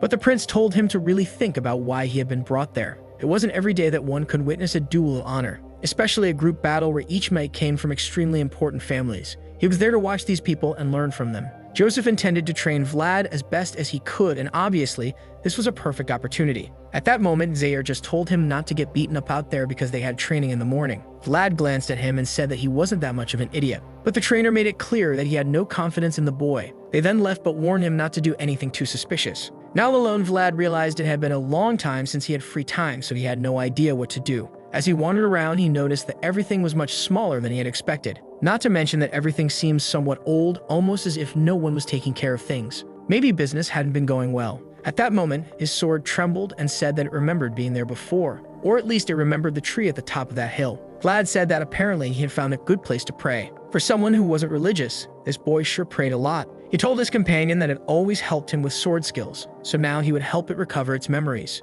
Either way, it was time to start returning the favor. In another part of the castle, Joseph introduced himself and someone thanked him for coming. He said that naturally, a threat to any member of the family was a threat to him, so of course he would show up. In front of him stood Lady Alicia. Joseph said that House Bayezid had already given its approval, so now it was up to her to make a decision. The girl said that the decision was already made. She would respect the Count's wishes. Of course, that would only happen if she won the duel. Joseph said that in that case, she had nothing to worry about. When it came to duels, House Bayezid always guaranteed victory. Leaving the meeting a little later, Borden commented that they should keep an eye on the girl because she didn't seem foolish. Zaire noted that she actually had leadership qualities, and Joseph said he was impressed that she had truly managed to hold her own in court. But even so, none of that changed his plans. Back with Vlad and the sword, he thought that memories were the only things left at the end of a person's life. Maybe that was why humans were so obsessed with leaving their mark on the world. Because when those marks were seen in the future, it was as if memories of that day returned. Looking at the gravestone, Vlad said he wished his mother had also received a proper burial. He started clearing the leaves, saying that apparently no one was taking much care of this place. He told the sword that he was just tidying up a bit because it was a good thing to do. The sword seemed a bit flustered, so he said that since he had come up there because it had asked him to, it should take a good look around. He then planted it into the ground, and immediately, an image emerged from it. A voice said that memories were surfacing like bubbles rising to the water's surface. It remembered that the tree had been much smaller in the past, though it had no idea when that was. But it did recall being there with someone else. Then it seemed to notice something and told Vlad that something was watching them, something that seemed to recognize it. Vlad, confused, didn't understand what it was talking about, but the voice simply asked to borrow his body. Our boy said to give him a minute, and with that, he closed his eyes. As soon as he opened them, a flash of blue light swept through the area. Vlad was startled to see a massive serpent-like creature perched atop the tree staring at him. And the voice said that it was a spirit bound to this place. Our boy realized that he had been seeing a lot of strange things lately. He told the voice that the spirit was clearly looking directly at him. The voice responded that it was because it knew that it was inside Vlad. The creature started descending and our boy was scared, but the other reassured him that it didn't bite. That's when Vlad noticed that despite the creature getting closer, his body was actually reacting with complete calm. It was almost as if he had been filled with the energy of spring. Suddenly, someone appeared behind him, demanding to know who he was. Vlad jumped in surprise, the serpent vanished, and the person repeated the question, ordering him to explain himself. A blue-haired girl said that only members of House Heinel were allowed to come to this cemetery. Vlad apologized and said he had just ended up there while looking for a quiet place to pray. She looked a bit confused, so he showed her the Bayezid family token, telling her that she didn't need to be suspicious of him. Seeing that he was Zaire's squire, she said that he really didn't seem to be lying. He thanked her, and the two fell into an awkward silence. He immediately imagined that what he had done probably wasn't very polite, which would be a problem if word got back to Joseph. He would definitely end up getting beaten by Zaire as usual, so he had to make sure this woman didn't say anything. He then asked if there was anything he could help her with. If she was there, she must be a member of the Heinel family or someone who took care of the tombs. Since he had already come up there, he had taken the chance to clear some of the leaves off a few of them. She then noticed that the graves were indeed clean, and our boy said that it was a kind of gesture of respect for the owners of this land. He grabbed the bucket and said that this applied to her too, but he only wanted one small favor, that she please not tell anyone that she found him there. Otherwise, he'd get scolded by Zaire if he got found out. She let out a little laugh and said that was fine, but it would depend on how well he cleaned the place. Vlad was already annoyed at this damn girl taking advantage of his goodwill, but he wasn't going to say anything. He just kept cleaning calmly. She stood there smiling while he worked as the leaves fluttered away. Meanwhile, back at the castle, sword clashed against shield. Our boy was there, impressed by the knight's practice. That was a real spar between two true knights. The voice told him that the man's striking was incredibly strong. A normal person's bones would be shattered if they tried to block Sir Colin's attacks. Our boy thought that it was no wonder he had the title of Wild Ox of the Central Region. But what impressed him the most was Sir Pablo, who was managing to defend himself with ease. He was amazed. The duel was tomorrow, and yet these guys' warm-up was already this intense. He asked if all knights were like this, and the voice reminded him that Borden was also a knight. He realized that the men in front of him were truly talented. But now, after all this time since leaving Skora, he was finally starting to understand where he stood in this world, which unfortunately meant he had a long road ahead of him. Finally, the day of the great duel had arrived. Our boy was helping Zayar get dressed, tightening his right cuff as instructed. Vlad glanced to the side and saw a blue-haired man, Endra Heinel, the one trying to steal Lish's throne. Zayar told him to pay close attention since opportunities like this were rare in life. Besides, he didn't know what Vlad had seen yesterday, but it was best to forget everything. Vlad was a bit confused, but Zayar just said it was written all over his face. Our boy realized that even the training that had impressed him probably wasn't anything special. And the trainer told him that he was just a beginner with a long way to go, and that he didn't even have the right to think about running. The greater one wanted to become in this world, the longer the journey would be. Our poor boy, always getting life lessons, just said, "All right," until someone called everyone's attention in the room. The doors opened and he already knew it had to be the heir of House Heinel. In theory, he shouldn't have known her, but our troublemaker did. Lady Alicia Heinel was announced in the hall. The voice told him that he had managed to offend the tombs right in front of the girl who would inherit everything. She walked through the hall, and no one said a word. She passed right by Vlad's side. No silly smile, just a cold stare. Our boy immediately realized she had recognized him. But the moment she passed, there it was, the little smile, sneaky girl. Yet once she sat on the throne, she was back to her cold mode. That girl had mood swings. The priest then spoke, saying that with all participants present and under his watch, he was the eyes of God and would bear witness to this duel. Vlad could only think that the entire region of Durmar was at stake. At the same time that this was a duel of honor,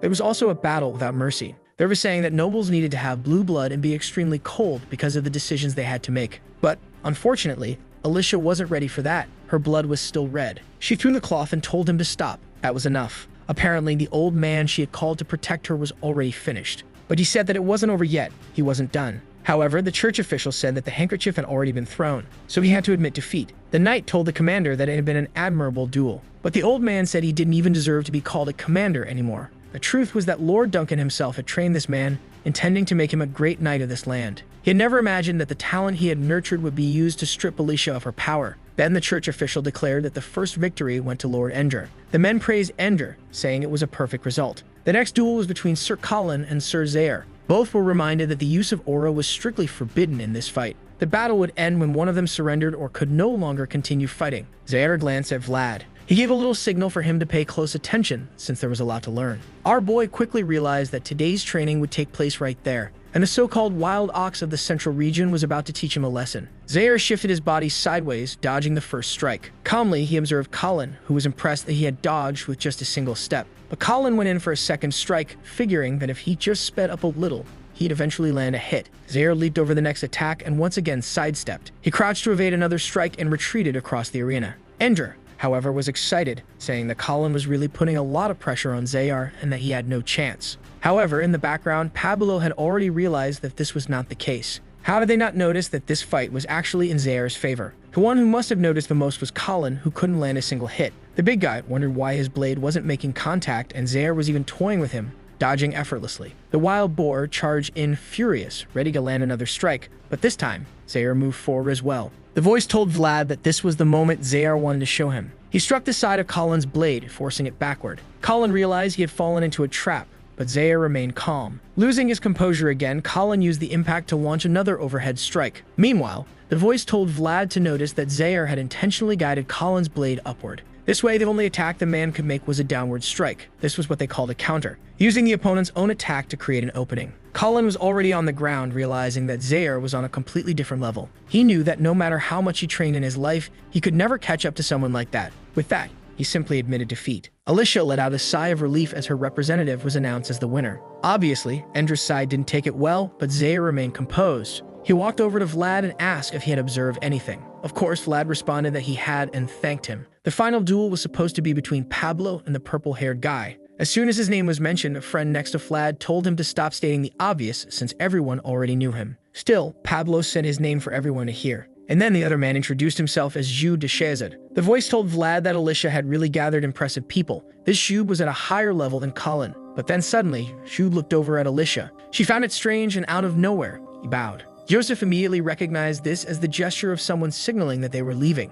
Jude then declared that he, as the representative of House Shazad, would not be participating in the duel. Everyone in the room was immediately shocked. This was something Joseph had not anticipated, and Endra immediately clapped, saying that with this, everything was over. Obviously, the man had been bought. Endra even took a step forward, declaring that he was now crowned the ruler of this land in the presence of God. But Joseph said that this was not over yet. Endra insisted, saying there was no way to undo this, especially since Alicia's knight had chosen to withdraw from the duel. Joseph responded that this wasn't over until he said it was over. House Bayezid would not accept a loss like this without a fight. Everyone in the room agreed that they at least needed to hear what Joseph had to say since he was the representative of the North. One of the men standing behind Ender whispered to be careful, as it would be terrible to start a conflict between the two regions. Ender then asked what Joseph intended to do to resolve the situation. The prince knew there was one scenario he absolutely wanted to avoid, the worst possible outcome. He then said that the duels had to continue so that Lady Alicia's reputation would not be tarnished. Endra agreed, but said they would now need to find someone to replace Yub. For him, this was also fine since he knew there was no other knight present who could defeat Pablo. Joseph then said that he had someone to fight in Yub's place. As the heir of House Bayezid, he would designate the next person to fight for Alicia's honor. Obviously, he called for the blonde one. Vlad, standing there with his dumbfounded face, had no idea what was happening. Endra, however, objected, saying that this was not allowed since the guy wasn't even a knight. But Joseph replied that in a duel of honor, anyone who could wield a sword had the right to participate. Endra insisted that it would be disgraceful to have Pablo fight against a mere squire. But Joseph countered that it would be even more disgraceful for House Bayezid to lose a duel like this due to underhanded tactics. He wasn't going to accept such a ridiculous loss, which was why he was nominating Vlad. Ender sighed and agreed if Joseph was insisting, so be it. After all, he knew that the boy was just a squire, so there was no chance. Vlad, meanwhile, asked if he had heard correctly that he had to fight a real knight. Zaire simply said yes. Our boy only wanted to know if his life was at risk. The trainer told him not to worry. If his life was in danger, he would personally stop the duel. But what Vlad really wanted to hear was that the fight would be stopped before his life was in danger. Zaire didn't answer, and Vlad obviously didn't like that silence. At that moment, Joseph walked up and gave our boy a hug. Vlad said that wasn't necessary, but the guy was actually just passing him a message. He only needed to hold out for 10 minutes. From the start, he already had a plan in place, and the instructions had been given by Borden. All he had to do was buy time. Our boy wanted to know if 10 minutes was really enough, and Joseph said that the longer, the better. Vlad sighed and replied that he'd do his best. But obviously, he was told to be careful. Our boy then walked up to Alicia and greeted her, to which she simply gave a small nod. The two knights stood face to face. Vlad introduced himself, of course, as Vlad Skora. Who else would he be? But Pablo looked furious. He threw his shield to the ground and said the boy didn't even have the right to hear his name. He wasn't worthy of this fight and was dishonoring the duel just by participating. But our boy was getting tired of this whole talk about being worthy and knowing your rightful place. Ever since he left Skora, he had wondered why nobles wanted to keep the world's beauty all to themselves. He was born in a poor place, sure, but he saw no reason why he didn't deserve to be here. He wasn't about to walk away without doing anything, so he asked Pablo how they were any different from each other. The man simply responded that Vlad's actions were bringing shame to House Bayezid.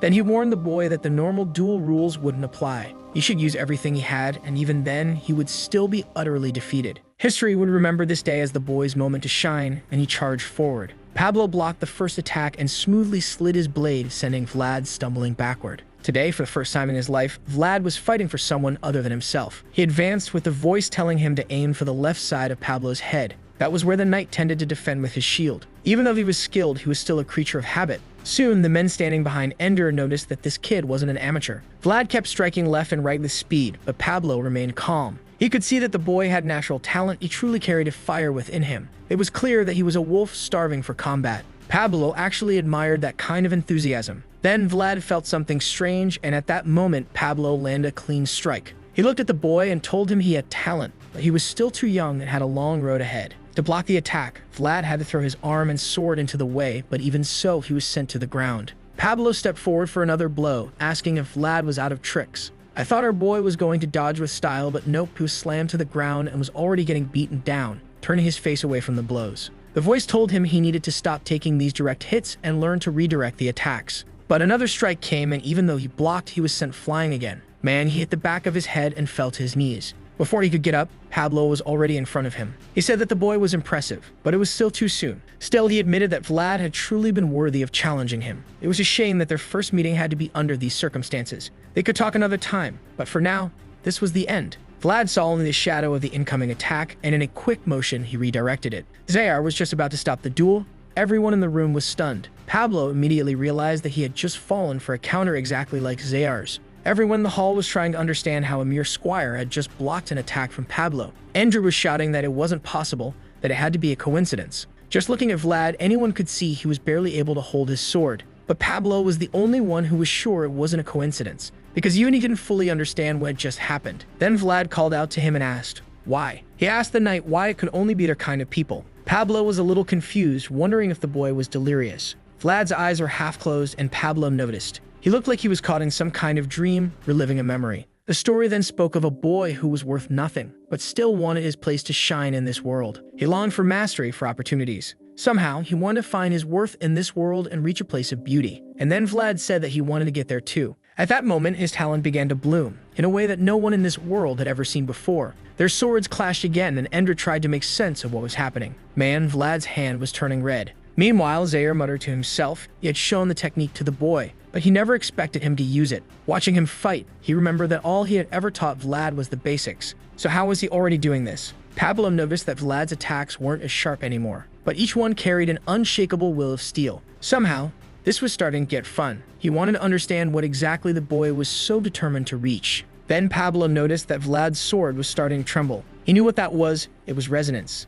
Maybe the boy was on the verge of awakening his aura. If that was the case, then Pablo had a duty as a knight to fulfill. He struck again, testing whether Vlad could block it. He wanted the boy to show the talent that was just about to be born. Once again, Vlad defended himself, while the audience murmured, trying to grasp what was happening. His blade was beginning to glow, surrounded by a faint blue aura, and the knights present knew what that meant. It was an omen. Pablo then shouted for his shield. The squire immediately brought it to him, and he strapped it onto his arm. Then he struck his sword against it and declared, I, Pablo Narnstein, acknowledge this boy as worthy. And then he commanded him, say your name. Vlad slowly began to speak, and the story told of the boy born in the slums. He walked through those alleys, living his entire life in search of the light. But in this moment, he had proven his worth. Vlad saw the glow of the city, and his eyes filled with aura. His aura awakened, and he declared, I am Vlad of Shora. The brightness blinded everyone in the room, forcing them to shield their eyes. At that moment, Pablo also activated his aura. He told Vlad to come at him with everything he had. He had earned his recognition. Surrounded by aura,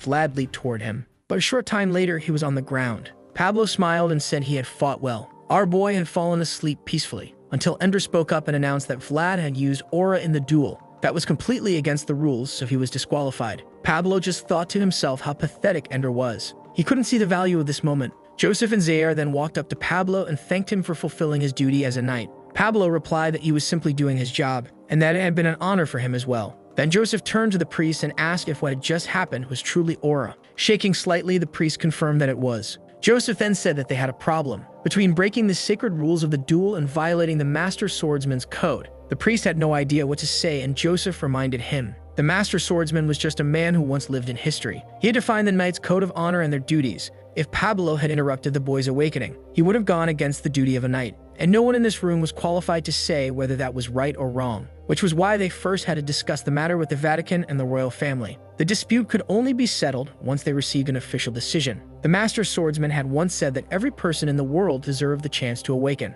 That was why any knight had the obligation to help when that moment arrived. Anyone who walked the path of a knight swore that oath. That was the first rule in the Master Swordsman's code, King Prazin's decree. Sometime later, under a clear blue sky, our boy woke up in bed. His whole body was stiff as he groaned for water, saying that everything hurt. Someone handed him a drink, and he saw Joseph standing right in front of him. Our boy apologized for passing out, but Joseph said it was fine. He then asked Vlad if he was feeling any stronger, but Vlad said no. Joseph simply thanked him for the duel and admitted that he never expected Vlad to hold out for so long. Thanks to him, the decision had been postponed. He explained the sacred rules of the Master Swordsman, and our boy remembered that the voice in his head had once mentioned that name. Joseph said that if things worked out, Vlad would have to take that oath himself one day. Our boy was already imagining himself as a knight, riding a horse, that Joseph thought was a bit far-fetched. Then Joseph told him to recover quickly since they couldn't stay there much longer. Vlad said they could leave now, but Joseph replied that it was too soon. Now he could see that Vlad had potential, a potential that he also had to protect.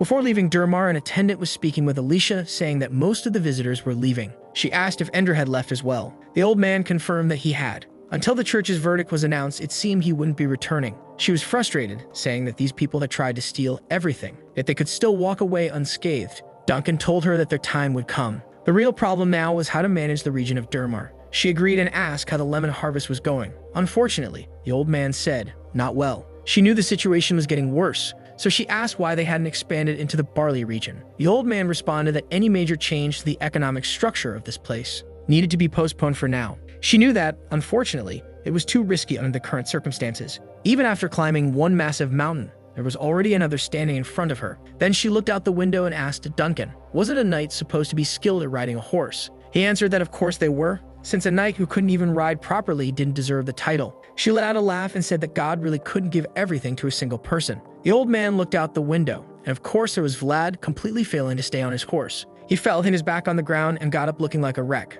Zaire frowned and asked, "This was an expensive horse, so why wasn't it working?" Embarrassed, our boy said, "Maybe it wasn't expensive enough," only to immediately get smacked on the head by his trainer, who told him to think twice before speaking. Our boy then swore that there was a time when he had actually managed to ride a horse. Got backed him up, he confirmed that Vlad had successfully ridden one before. And that's when Zaire started realizing that maybe he had been an idiot for thinking Vlad just needed more training. Maybe horses really were a problem for him, since they always seemed to avoid him, even when he was just standing nearby. It was almost as if the animals were afraid of him. With that, Zaire called it a day and said that there would be no training tomorrow. However, our boy wanted to know when he was going to learn how to ride a horse, to which Zaire responded that for now it was best if he just gave up. Vlad closed his eyes and muttered that everyone sure loved telling him to do that. Tired, the trainer sighed and said that, unfortunately, there was nothing they could do at the moment. When they got back home, he would think about it. But for now, they had another issue to deal with. His friend then joked that it seemed like the horses liked him even less with each passing day. Meanwhile, our boy was wondering what he would do if even the expensive horses didn't want anything to do with him anymore.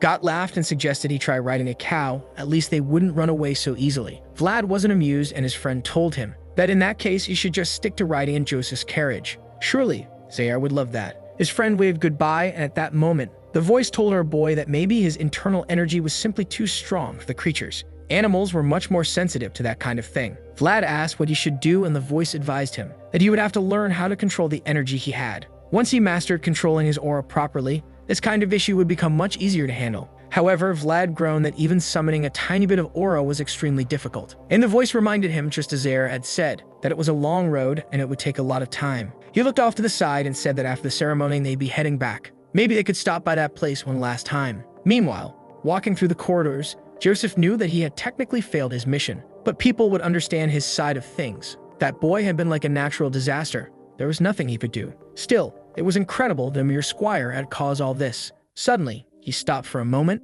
and a blade was placed against his neck. He sighed and said that this was a rather rude way to greet someone in the morning. Perhaps it wasn't entirely necessary. Zaire, on the other hand, disagreed. He thought it was very necessary. Zhu then commented that apparently Zaire had nothing better to do with his time, since he had been standing there waiting for him all this time. But Zaire answered that he was here to settle unfinished business. Zhu admitted that he understood Zaire's anger, but unfortunately, he hadn't had a choice. Zhu pulled back his blade and told him to calm down a little. As a knight, he should know what this occupation demanded of them. Even if their master ordered them to bark, they had to obey. They stared each other down, their auras colliding. Zhu smiled and said that this should be enough of a warning. They could call themselves knights, but they were just mutts that bit when commanded. With that, he turned to leave, saying that it seemed Zaire had gotten tired of barking at him. But just before he could walk away, Zaire landed a clean hit on his cheek. Zhu staggered back and hit the wall. He muttered that his master was tolerant and wouldn't mind if he resolved things right here. Zhu clearly didn't want to get involved in this fight. He asked if Zaire was satisfied, only to take another hit as Zaire growled that he wasn't. Zhu dropped to his knees, coughing. Zaire then told him that as a young knight, he should know exactly why this had to happen. Still struggling, Zhu admitted that maybe he deserved this one. But Zaire said it still wasn't enough to make up for the humiliation the prince had suffered. Zhu staggered to his feet, saying that he was sure they would see each other again soon. After all, he should know that the empire was starting to crumble. And in times like this, it was smart to choose the right allies. With that, he walked off, waving goodbye, saying he'd see him later. As much as Zaire didn't want to admit it, it was true. Difficult times were coming. Knights would be more essential and necessary than ever before. In front of the tree, our boy said that the serpent seemed like a friend, so maybe they could talk. But the voice admitted that, to be honest, it was also confused when the serpent recognized it. Vlad waved his hand dismissively and told it to hurry up and talk. Before Alicia showed up, a glowing eye appeared, and suddenly, the serpent was right in Vlad's face. Our boy jumped in surprise and asked if the voice was sure this thing was friendly. The voice hesitated and said it hoped so. Then the serpent started circling around him. After a few loops, it stopped in front of him and gave a toothy grin that seemed happy. The voice told him to stop trying to understand the spirit. They lived in a completely different world. Then, the serpent opened its mouth toward the sky, and the surrounding plants began to glow with a blue aura. The tree behind it shone, and Vlad was enveloped in a warm energy. He had no idea what it was, but the voice answered that it had forgotten about the mysteries of this place. What he had just received was a spiritual blessing. Sometime later at the castle gates, Alicia apologized for the simple banquet. Joseph responded that he appreciated it nonetheless. He understood that House Heinel was still recovering from the battles. She thanked him and he bowed, saying that they were leaving now. At that moment, Duncan spoke up. He told them to wait, and then called for Vlad Shora to step forward. Our fool stood there frozen, and Joseph had to tell him to step forward already. Zaire knew that they had prepared a reward for the boy. Meanwhile, Joseph mentioned that he had asked Alicia to keep the ceremony as simple as possible. Our boy kneeled and Alicia thanked him, Vlad Shora. She told him that she wouldn't be standing there if it weren't for his help. He had defended her honor in that battle and had outshined everyone in the duel, ruining her uncle's plans. She had nothing to offer that could truly represent her gratitude. And with that, she handed him a handkerchief. She said that he might not be a knight yet, but he had fought more honorably than anyone that day. Joseph knew she was planning something. He was certain that the girl was smart. By doing this, she demonstrated a connection to House Vazid, tying her success to Vlad's future achievements. Looking at the handkerchief, Vlad thought, this looks pretty expensive. Was it really okay for him to accept it? He remembered that Zaire once told him it was wrong to refuse what nobility offered, just like that day with Joseph. To avoid any problems, he took the handkerchief and thanked Lady Alicia. But suddenly,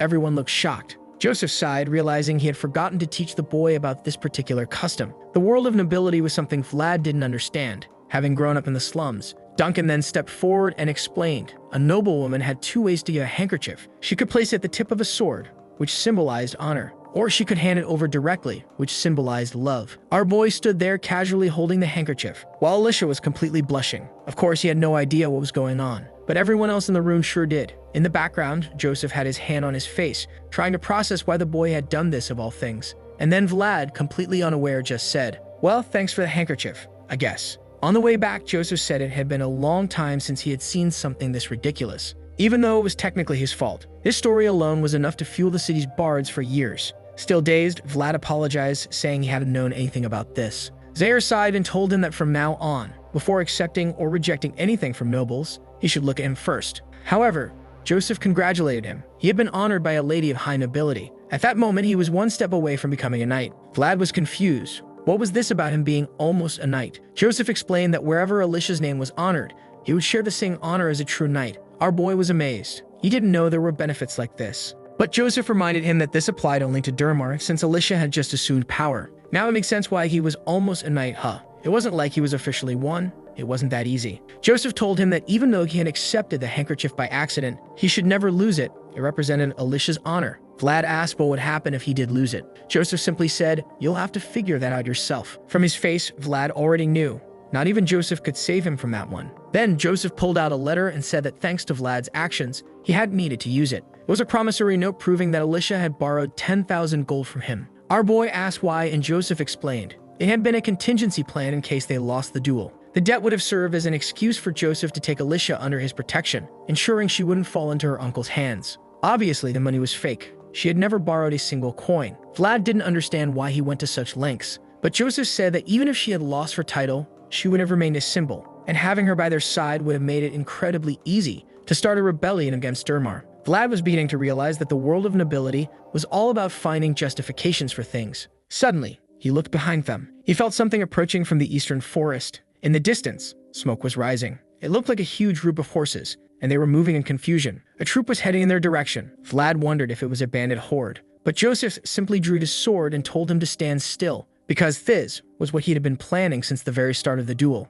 As the riders approached, they knelt before Joseph. One of them spoke. They had taken longer than expected, but they can secure the compensation. Joseph responded that this wasn't their original mission, but he appreciated their work. Then he told the man to stand, glanced to the side, and asked it, "Is that the boy who accepted Lady Alicia's handkerchief?" Joseph simply said yes and asked him to take care of the boy as well. But Vlad noticed something. The man was not looking at him kindly. Not only that, his aura was completely different from the other knights. It carried the same kind of danger he had felt from the bandits back in Shkora. The kind of man that your instincts tell you never to turn your back on. Joseph then asked if the man was heading back to Sturma. Maybe they could travel together. But the man refused, saying he was in a hurry and needed to go ahead. With that, Joseph thanked him again for his service. The man replied that he had only fulfilled his duty as one of Ayazid's secret knights. That was something Vlad had never even heard of before. He had no idea what was in that sack. Joseph noticed and asked if he really wanted to know what was inside. What was in that sack was proof that the world of nobility was heartless, cruel, and merciless. Poor Ender had already passed on to the next life. Meanwhile, in Sturma, the Count was listening to a report from an elderly aide. The man informed him that a group was approaching. They didn't seem like they were going to stop there, but they were heading toward the dragon's path. The Count assumed they were real pilgrims, something he hadn't seen in a long time. He said that it wouldn't hurt to help these people, even if they never knew it. They were people who deserved respect. The old man agreed and said he would make the necessary arrangements. The Count then mentioned that he had heard Vlad gave a splendid performance. The old man said he had heard that his performance had moved people's hearts. The Count grew thoughtful. It had been a long time since he had heard of someone following the swordsman's code. Normally, knights came from nobility, their talents cultivated from birth. And in times like these, when a knight's skill was worth more than anything else, that must have been quite a battle. It reminded him of the past, the golden age of House Ayazid, the golden generation. He then told the old man to prepare something special for the boy. The Count had thought that Joseph would give up on the competition since he had been struggling, but it seemed he had gotten lucky by finding Vlad. The problem was that this made choosing an heir even more difficult. At the squire's table, the guys were talking about Vlad returning from his mission. Everyone already knew that he had fought against a real knight and had awakened his aura. But of course, some still thought that was impossible. Just a few months ago, he had been living in the sewers and the slums. Then the door opened and someone walked in saying they were hungry. It was Vlad, swaggering in, saying it had been a month since he last came here. But as soon as he looked around, he saw that everyone was silent, too afraid to look him in the eye. The nobles who once looked down on him now knew that status meant nothing. All the criticism they had for him no longer made sense. The simple world they thought existed had been shattered by the presence of one person. Now stuffing himself with sausages, Vlad asked if they really had to keep staring. All he wanted was to eat in peace. Portly said it was normal, considering everything that had happened. Vlad responded that it seemed like news really traveled fast. Portly then asked what Vlad was going to do for the holidays. Our boy didn't even know he was getting a holiday. Portly explained that all the squires would have time off this week, but Vlad had no idea what to do with the holiday. He wasn't from a noble family, so he had nowhere to go. His friend suggested that he visit his home and said he would have his father send an official invitation. It would be good since he had never had a friend over before. Vlad thought for a moment, while his friend continued listing reasons. He said they would have sausages and all kinds of meat that Vlad wanted. On top of that, he had heard Vlad was looking for a horse, and his family's business involved horses. When Vlad heard that they had better horses than Zayar's, he immediately perked up. If that was the case, then he was definitely going to visit his friend. Sometime later, he was training with Zayar. Vlad was distracted and Zayar immediately noticed. Without warning, he attacked again, telling Vlad to focus. They kept exchanging blows with Vlad blocking, but Zayar was starting to get frustrated. Then he prepared an attack and struck Vlad square in the back. In that moment, his lunch nearly came back up. Zayar told him to stop pretending in front of him. It was time for him to stop thinking he was something special just because he fought a knight from Durmar. Apparently, all the advice Zayar had been giving was going to waste. Vlad wanted to say something, but seeing Zayar's expression, he simply apologized. The trainer then told him that if he was going to keep forcing himself to come to training, he might as well not show up at all. With that, he walked away, saying that was it for today. Our boy left feeling dejected. Zayar knew that what Vlad had achieved was impressive, but all of it was just a sandcastle. At any moment, a strong wave could come and wash it all away. Right now, he needed a stronger foundation. Walking through the hallways, the voice reminded him that it had told him to focus on the basics, and now Zayar was furious. Vlad said that he was just trying to activate his aura one more time. His companion explained that not every knight could use aura, and not being able to use it didn't mean a knight was weak. Aura was simply a manifestation of potential that allowed someone to go further. But Vlad had to remember that he had just started learning swordsmanship. He still had a lot to learn. If that weren't the case, Zayar wouldn't even bother lecturing him. As always, Vlad got beaten up in training and then got scolded by the voice. He was already used to being underestimated and humiliated. But what he saw in Zayar's face wasn't disdain. It was disappointment, and that hurt more than the sword strikes. The voice mentioned that Vlad hadn't even had a chance to talk about his holiday plans. But Vlad responded that it didn't matter. He didn't deserve to rest. He was going to keep training until he was exhausted. Under the moonlight outside, he continued practicing. He raised his sword, swung it again, and a faint trail of energy followed behind. He was getting exhausted, and the voice told him that was enough for today. He wanted to keep going, but his companion said he was only wearing himself out for no reason since he wasn't improving at all. He stretched his back and said, "All right."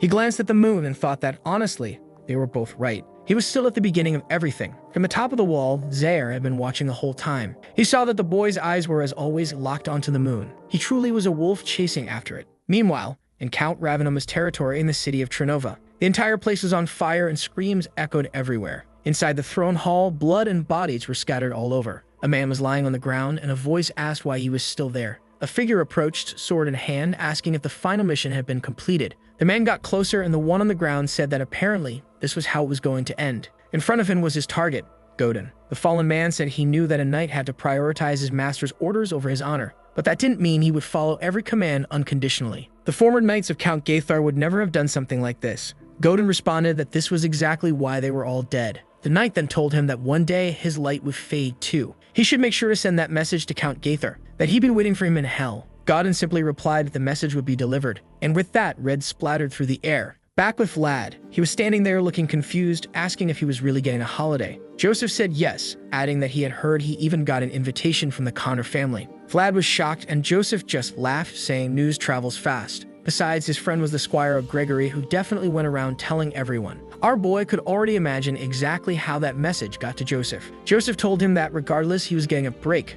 and now that he actually had somewhere to go, that was even better. Vlad just thanked him while noticing Zaire had his eyes closed. Joseph sensed tension. Something must have happened between them. He could have said something to ease the awkward silence, but he preferred to let them suffer. Vlad was standing there thinking that the silence hurt, and he didn't even know how to leave the room. Then Zaire finally spoke, saying that holiday or not, a knight never stopped practicing with the sword. Vlad said he understood, and Zaire added, if he skipped training for one day, he would notice it. If he skipped training for a week, his enemies would notice it. Zaire knew that Vlad wasn't the type to run from training, but in a moment like this, he needed to make sure he stayed consistent. Then he said he was looking forward to seeing Vlad's progress when he returned. Hearing that, our boy lit up and eagerly said he understood. Joseph then casually warned him not to get his hopes up about the horses at his friend's estate, since he doubted he would find one that suited him there. No matter how good the horses were, the problem wasn't them, it was Vlad. He then dismissed him, telling him, see you in a week. But he shouldn't bring back any gifts. Vlad wondered if that meant Joseph was actually expecting a gift, and once again, he couldn't understand what these guys were thinking.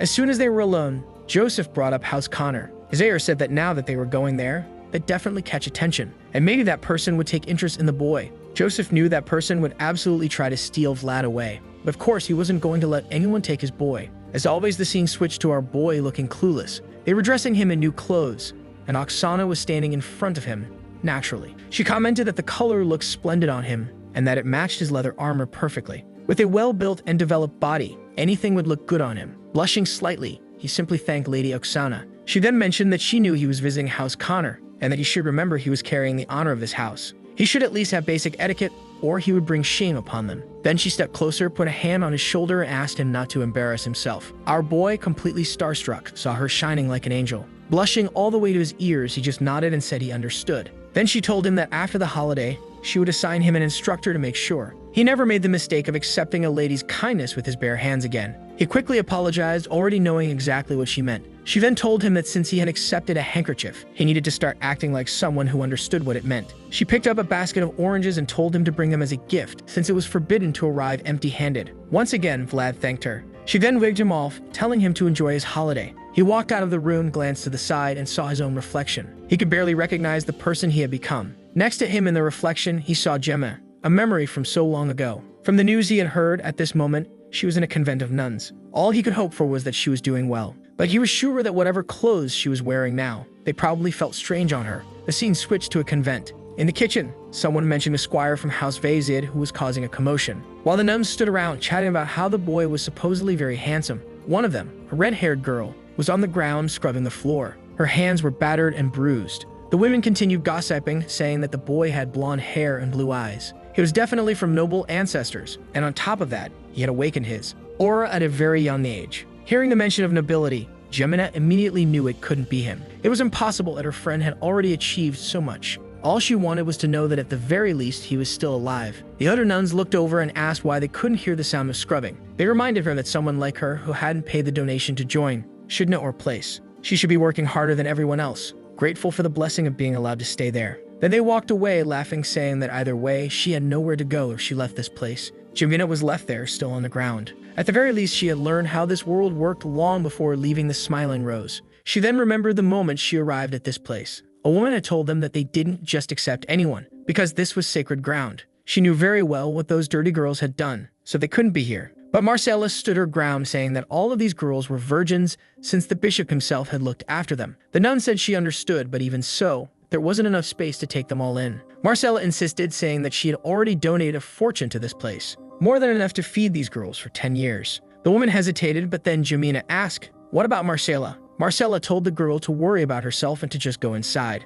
Of course, the nun blocked Marcella at the entrance. Marcella just sighed, saying she expected not to be accepted here, but at the very least, they should take care of the girls. At that moment, some men appeared from the forest. They had found her. The nun rushed to close the door and bring the girls inside, but Marcella was caught. One of the men said that finally this day an honest worker was going to pay for what she did. Jamina screamed, crying out for Marcella, who was dragged away by her hair. The door slammed shut in Jamina's face, and now here she was crying and scrubbing the floor. She had definitely ended up with a hardcore life. Back with our boy, Vlad was impressed. He knew his friend's family was influential, but the size of the castle and the gates were far beyond anything he had imagined. Then an old man appeared, welcoming young Master Portly. Portly lit up with joy, running over to give him a hug, saying that he had missed him a lot. They explained where his father was, and the old man said he was receiving some unexpected visitors. He told Vlad that he should see the ranch. It was the pride of this household. Vlad thanked him, saying that sounded like a great idea. He was curious to see the horses. The old man said that the head of the house would later show him the best ones,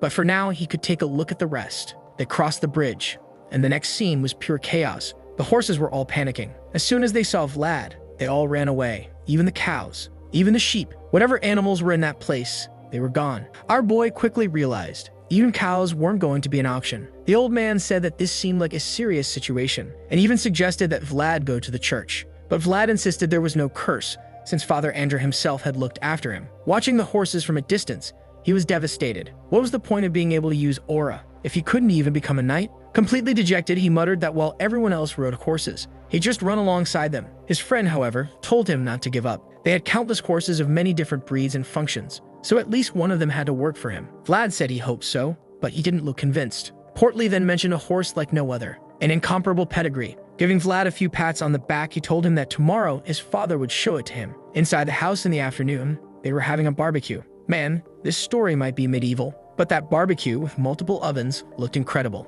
Damn, now even I'm hungry. Vlad commented that it seemed like his friend's family took hospitality very seriously. Then someone nearby called out, "You're finally here." A man introduced himself as Olsen Connor. It was obvious he was the lord of this place. Our boy was about to say his name, but Olsen immediately cut him off. "Everyone already knows who you are. You've been the talk of Sturma." He patted Vlad's shoulder and said it was great to have him there. Olsen knew he had a highly talented young man standing before him, one who would bring honor and pride to Sturma. His son had definitely made a great friend. He then told them to come along, they should talk, while dinner was being prepared. It was amazing. So many unique guests had come to his home today. Vlad suddenly remembered. Olsen had mentioned unexpected visitors earlier, but he had no idea who they were. Then Olsen said something strange. The odd thing is, both of them are from House Vayazid. Immediately, Vlad knew there was only one Vayazid who wasn't there. When the door opened, he froze. Sitting there calmly in a chair was a man. As soon as he saw Vlad, he greeted him casually. "Haven't seen you in a while. How have you been?" Vlad hesitated for a second, then formally greeted Lord Rugger. Rugger chuckled and said, "This time you don't have a choice. You're eating with us because the food here is amazing." At that moment, Vlad understood. This was a jab at him for refusing the peanuts that one time. And when he glanced around, everyone from House Rugger was glaring at him with hatred. Clearly, this had nothing at all to do with the fact that he had beaten the hell out of their squire Scooter. But Vlad just smiled and thanked them, saying he was looking forward to dinner. Rugger seemed surprised by his enthusiasm, then gave him a small smirk. He then mentioned that he had heard Vlad was on holiday and asked to meet with him tomorrow. Vlad asked why, and Rugger said he wanted to take him somewhere. The next day, they were outside. Everyone was on horseback. Everyone, except, of course, him. Right ahead, there was a long-eared girl who asked why he was staring at her, and if it was the first time he had seen a creature from the beast race. Her name was Dorothea, and she was a feline. Vlad, bored, simply responded that there's a first time for everything. Then, a comment heard that he was from the slums of Shorad and wanted to know how he became a squire for the Vayazid. Vlad replied that it was much stranger for Rudger to have a half-animal as a mage. She was starting to get fed up with this kid who never answered anything, so she asked if it was true that he could summon aura,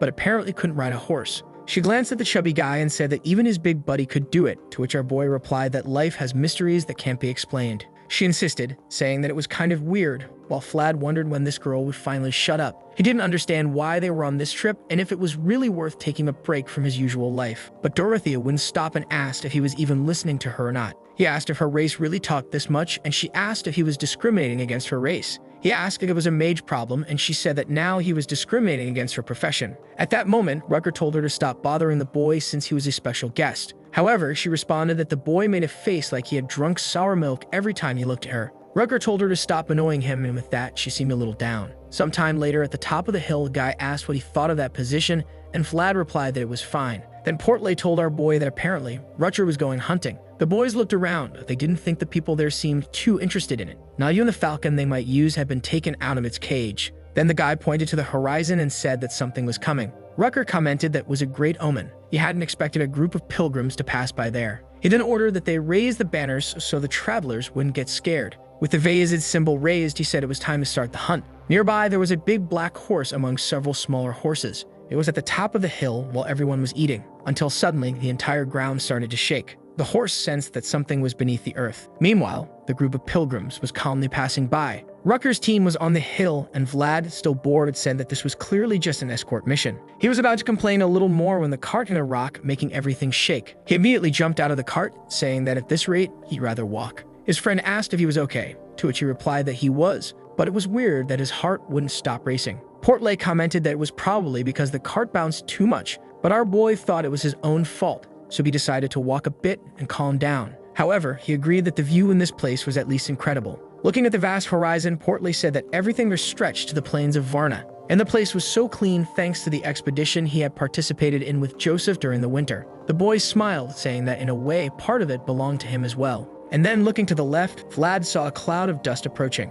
A bunch of horses was coming, and Vlad was startled. The black horse was leading the group, and our boy felt something. He placed his hand on his chest, not understanding what was happening to him. As the creatures kept advancing from the top of the mountain, Rutger commented that they looked quite promising, until he noticed something strange and wondered why they were heading south. The other riders agreed that this was unusual. They should be going north, where there was fresh grass. Not to mention that they were clearly desperate, so there must have been a reason. It was almost as if they were being chased by something. Vlad, with his hand on his chest, watching the horses advance, had already realized it. All the creatures were terrified, but he didn't know why. That's when the entire land began to tremble, almost like an earthquake. But Vlad had felt those vibrations before and knew exactly what they meant. From behind the horse, a mound of earths started to rise. The giant worm, a remnant of a dragon, emerged in the middle of everything. All the riders, Rutger, the pilgrims, and our boy were terrified. As the death worm continued advancing, passing through the horses and sending everyone running. Man, that beast didn't stop, and it took a bite out of a poor little horse. I really felt bad. Dorothy noticed that something wasn't right since this creature wasn't supposed to be carnivorous. She quickly realized that something strange was on its forehead. Some kind of red crystal was embedded in its head. At that moment, the black horse changed direction, and one of the men warned Rutger that they were now heading toward the pilgrims. Meanwhile, the crystal seemed to be pulsating and emitting a dark aura. The shadow worm turned to the side, and in the distance, the pilgrims were now trying to flee. Rutger then asked Dorothea for information about the creature. She explained that these beasts had no eyes or ears and could only move based on the vibrations in the ground. He then ordered her to come up with a solution so that the creatures wouldn't go after the pilgrims. The guy even called out to Vlad, telling him to go with Dorothea and give the signal as soon as he figured out a way to distract the beasts. Vlad just nodded, and with that, the man raised his sword and told everyone to listen. The situation was unusual, but that didn't matter. They were in the perfect position to help those people. After all, the Count had said that the pilgrims had to be received properly. He then charged forward on his horse, telling everyone to go protect them. However, he knew something was off about this situation. Someone had to be behind all of this. As he thought about how bold these people were to pull something like this in Vayazid territory,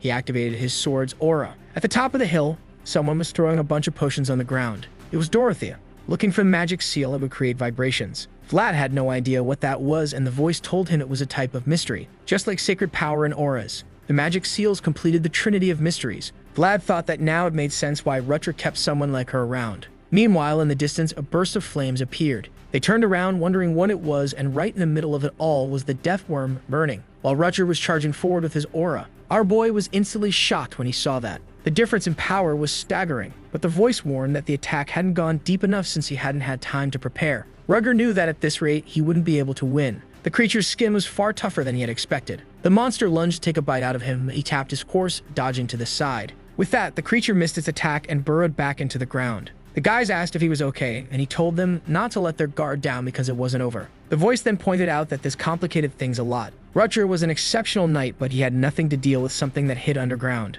So the prince ordered everyone to find the beast. It had to still be nearby. He looked around trying to figure out where that thing was going, until one of them pointed and said it was heading toward the pilgrims. Immediately, Rutger changed course while our boy called out to Dorothea, telling her to hurry up. Looking to the side, she was painting something with ink on her tail. He was confused and told her this wasn't the time to be playing with her tail, but she replied that it wasn't playing. This was how mages from her race made scrolls. On the ground, the paper was glowing, and she told him to stop rushing her. She was almost done. Then she told the chubby guy to take the scroll to Rutger. He would know how to use it properly. But the poor guy didn't want to deliver it at all. She explained that she was way too exhausted after using up all her magic to create it. Besides, the boy next to her didn't know how to ride a horse. The voice told Vlad that not even on a horseback would the guy make it in time. At that moment, our boy knew he had only one option. He snatched the scroll from his hand, knowing that the only way to solve this was with a jump. Dorothea asked what he was thinking and told him not to jump, but it was already too late. As he ran down the hill, Vlad thought about how Rutger wasn't a weak man. Besides, all the soldiers here were definitely the strongest,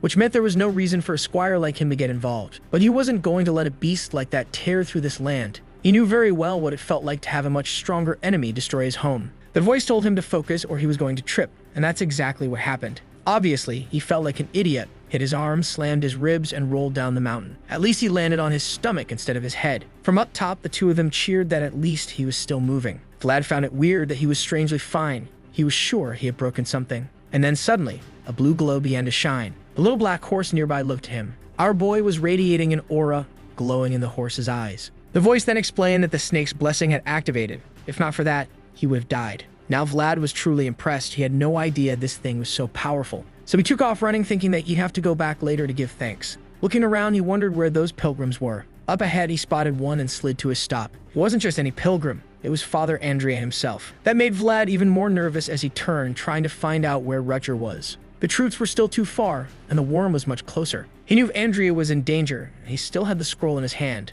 The voice told him that sometimes fate worked like this, and he had to make a decision. The worm kept advancing until our boy threw the scroll into the air. He drew his sword, knowing for sure that he had to act now. If he was the only option, then there was no reason to hesitate. The slash was made, and the magic circle formed. Several runes appeared on his sword, which started to vibrate. He then called out to the damned beast and struck the ground with his sword. As soon as he did, energy began to spread. But the voice warned him that it wasn't strong enough. He had to amplify the vibrations using his own energy. Vlad then focused, saw his reflection in the water, and upon opening his eyes, called upon the cursed snake. The aura kept amplifying until finally the beast emerged from the ground. And Vlad taunted the monster, telling it that he was right there. Obviously, the creature obeyed, and the moment it lunged at him, our boy dodged the first strike with agility. The voice immediately warned him not to even think about trying to win this fight. His only goal was to buy time. He wasn't strong enough to deal any damage, so all he had to do was keep the beast there stalled. Vlad glanced back, wondering if the others would get there soon. At that moment, the monster lunged to attack again. He braced himself and rolled to the side once more. But unfortunately, just like before, the creature burrowed underground and didn't come back out. Vlad tried to figure out where it had gone. He looked left and right, wondering if it had gone after the pilgrims. But then, he felt something trembling beneath him. The ground started to crack, and the voice told him to be careful. Too late, he was about to be eaten. From a distance, Rutger saw it all and shouted in alarm. Where the monster rose from the dust, something unexpected happened. There was a little black horse, and the guy was surprised. Finally, Vlad had gotten himself a horse. He was overjoyed, but the voice told him to pay attention. An aura was emanating from the horse's forehead. It might look like a regular horse, but inside it carried the spirit of a unicorn. But as the creature leaked, our boy was all smiles. For someone who had nearly died, he sure was enjoying himself. For the first time, he saw the world from the back of a horse. As he basked in the thrill, Rutger called out to him. He asked if he was okay, and Vlad replied that he was. Rutger simply observed that he had apparently used a special technique on his sword and hadn't hesitated to draw the monster's attention. That proved not only that he had talent, but also that he was willing to sacrifice himself for others. He was a young squire who embodied all the principles of a true sword master. Then Rutger praised him, saying it was a courageous decision that truly honored the knights. Vlad felt a bit awkward, but simply thanked him. Then Rutger told him that now they had to kill that beast. It was the only way to guarantee the pilgrims' safety. Our boy, however, seemed uncertain, saying the thing was a remnant of a fallen dragon. But Rutger simply replied that he could do it. Just by looking into his eyes, Vlad knew the guy wasn't lying. And then Rutger pointed out that he had Dorothea's seal and an excellent horse, making him the only one who could stall the beast. Vlad, on the other hand, wasn't sure if he could even control this horse properly. But as he looked directly into the horse's eyes, he realized something. It was also trying to protect its herd. If that was the case, then they would work together to make it happen. Rucker then told him to circle around the hill ahead. He would be waiting on the other side. Vlad immediately acknowledged the plan and distanced himself from the army as the beast chased after him. With a quick glance back, he saw how terrifying that monster really was. His horse was incredibly fast, and the soldiers were wondering how he had accelerated so much. Rucker smiled and said that maybe it was because both of them were extraordinary. Vlad kept moving forward until the voice told him to place his sword against the ground and create more vibrations. He obeyed, pressing his sword against the earth, generating a series of impacts. But the dragon was right on his heels, about to catch up. On the other side of the mountain, Rucker ordered the soldiers to evacuate all the pilgrims. And from the horizon, he saw their boy approaching. The dragon destroyed the mountain and was already right behind him. Rucker then steadied himself, closed his eyes, and his aura began to expand. A small touch on his sword, and suddenly, lava started to erupt. Vlad, who had been dragging his sword across the ground, wondered what the hell was happening. Out in the open, Rucker stood calmly, expanding his aura. The voice explained that this type of expansion, like in Jujutsu Kaisen, was only for those who were ridiculously strong. Knight Rucker Vazid was even more powerful than Vlad had imagined. Vlad was beginning to grasp the sheer difference in strength between them. If he ever had to fight this guy, he'd be incinerated in a second. Man, this dragon just wouldn't let up. It was already lunging to bite him again. But suddenly, the monster seemed to sense something and hesitated. Vlad noticed this, and just ahead stood Rucker. The voice explained that the beast was now feeling the incoming threat. Vlad needed to do something, but his energy was too weak to draw the monster's attention. Then, out of nowhere, the horse turned and charged forward. Vlad didn't want to do this, but the little horse galloped right in front of the beast and started running in circles. Our boy was freaking out, yelling at the horse to stop. Then suddenly, the horse leaped, and he felt his aura expanding. The unicorn's horn activated, merging Vlad's aura with the snake's aura and the horse's aura. This kid was turning into a beast himself. That was enough aura to get the creature's attention. The horse waited for the monster to strike, and just at the right moment, it dodged. Man, this horse was fast. Legend says that on that horizon, the two became one. Lohengrin kept galloping, trying to reach Rucker, who was still standing calmly with his sword in hand. The voice then said that Rugger's power kept increasing, meaning that soon, the monster would be too scared to move. The problem was that Vlad had reached his limit. He couldn't use his aura anymore. That's when the other knights appeared by his side. They told the kid not to give up and activated their auras as well. Now, with so many people drawing the monster's attention, it was enough. The guides told him not to stop until they had passed Rugger. Man, I think the only thing he's trying to do is buy them about 10 minutes. Rucker was there, standing tall, his sword radiating an expanding aura. Then Vlad called out to him, and the moment he opened his eyes, everyone rushed past him. Facing the beast head-on, Rucker declared that now it was his turn. He announced that this land belonged to House Vazid. He would not allow any monster to defile this place. A whirlwind of flames started forming around him as he attacked, sending the creature away. A vertical slash created a wave of fire. The pilgrims and everyone present were stunned. For the first time, Vlad witnessed the true power of a real knight. A short while ago, he would have never imagined something like this was even possible. The world of knights he was now discovering felt like an endless mountain. He never thought guys like Godin Zaire or Pablo could actually pull off something like this, and he wondered if he would ever be able to do the same. For the first time, the voice was humble and said yes. Once the aura inside him became strong enough, he would be able to withstand any challenge.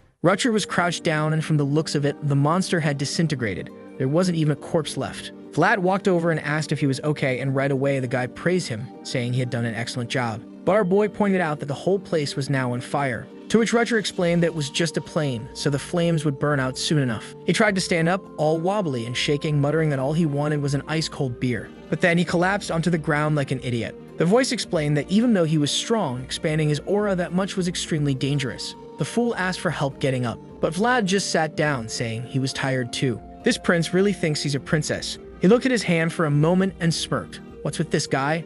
Our boy, huh? Unfortunately for him, Miss Alicia already has her eyes on him. Rucker then remarked that Vlad was better with horses than he had imagined. And our boy responded that he always said the problem was the horses, not him. Rucker glanced to the side and admitted that, indeed, it was a magnificent horse. Just as Vlad was about to agree, he got smacked on the head. The knights all started laughing, saying they finally understood why their own squires had been beaten up. Vlad, looking a little embarrassed, thanked them. Then someone called out to him. It was Father Andrea, with the expression of someone begging for money at a traffic light. Our boy greeted him and said thank God he was safe. Andrea then said he knew at the moment he saw that light, a force capable of cutting through impenetrable darkness. He took Vlad's hand, knelt down, and thanked him once again. Our boy felt awkward, but then the priest started praying, asking God to bless this young man's body with divine protection, that God would grant him solace because he was someone who defended this world, and that he would have mercy on the boy for he was a beacon of light. Countless souls had gathered that day, expanding Vlad's world. Meanwhile, in a castle, someone holding a letter asked if it was true. A knight standing behind him confirmed that yes, Dorothea herself had sent the message. The Baron was furious, now realizing that dark magic was involved in this. The knight commented that apparently some enemies had established themselves in the north. The cursed creatures were seeking revenge on the empire now that it had weakened, but at least they had some good news. The man nodded and said they had been hearing this boy's name quite a lot lately. First it was the expedition, then it was the royal duel, and now this encounter with the pilgrims. 3 situations that, if not for him, would have put House Bayezid in serious trouble. He smirked, recognizing that the boy was remarkable. Then he ordered Joseph to be summoned, and the knight asked if he was going to grant permission, to which the Lord responded that those who deserve respect must be treated properly. Meanwhile, under the moonlight at the pilgrims' camp, everyone was gathered around the campfires, and off to the side was Vlad, as always cleaning and sharpening his sword. Not just him, his sword had also had a long day. Then Rutger appeared, wondering why he was sitting there all alone. Our boy glanced to the side and said that Dorothea and the chubby guy had already gone to sleep. The man asked about Father Andre, and he was still praying with the pilgrims. Rutger then realized that everyone was busy, except for him. He offered our boy a drink, but Vlad said that for now, he was more focused on polishing his sword. Rutger grumbled about being rejected again. I keep saying this guy is peculiar. He then commented on how Vlad had turned down everything he had offered so far,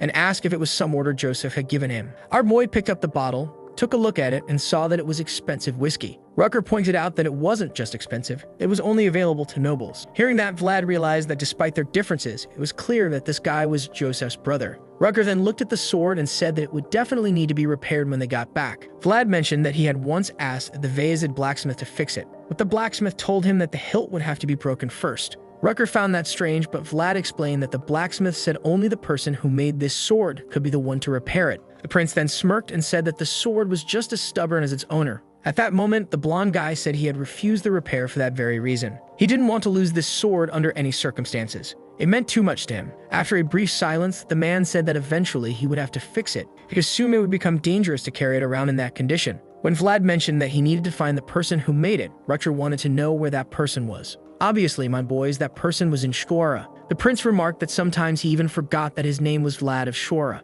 Taking a quick glance, he thought that this whole shining of Shkora thing really did suit him. That day he had been a light brighter than any other. Now he understood why his brother had made such a big deal about this boy. He then stood up and said he was sure that if that was the case, sooner or later he would get it repaired. Vlad was confused, and Rutger told him that when someone truly desires something, someone will take notice. Then the man walked up to him, placed a hand on his shoulder, and said he was living a life worthy of respect. He walked away, waving, saying that tomorrow they would head straight for Sturma. Staring at his sword, Vlad could only think that he was right. One day, he would fix this. There was a place in the world he still had to return to. At the top of the hill, watching everything, stood our boy's horse. It remained there, motionless, yet it seemed to be able to see his aura, as he stood there, glowing beneath the stars. Meanwhile, back at the castle, Miss Oksana was crushing. She commented that this piece would do, showing it and asking if it resembled the emblem of House Heinel. Once the woman confirmed, Oksana said that now was time to make his. The woman revealed his sword embedded in the ground, and Oksana said she didn't even need to look at it. She already knew it by heart. She then mentioned that this was the first time in her life she had done something like this,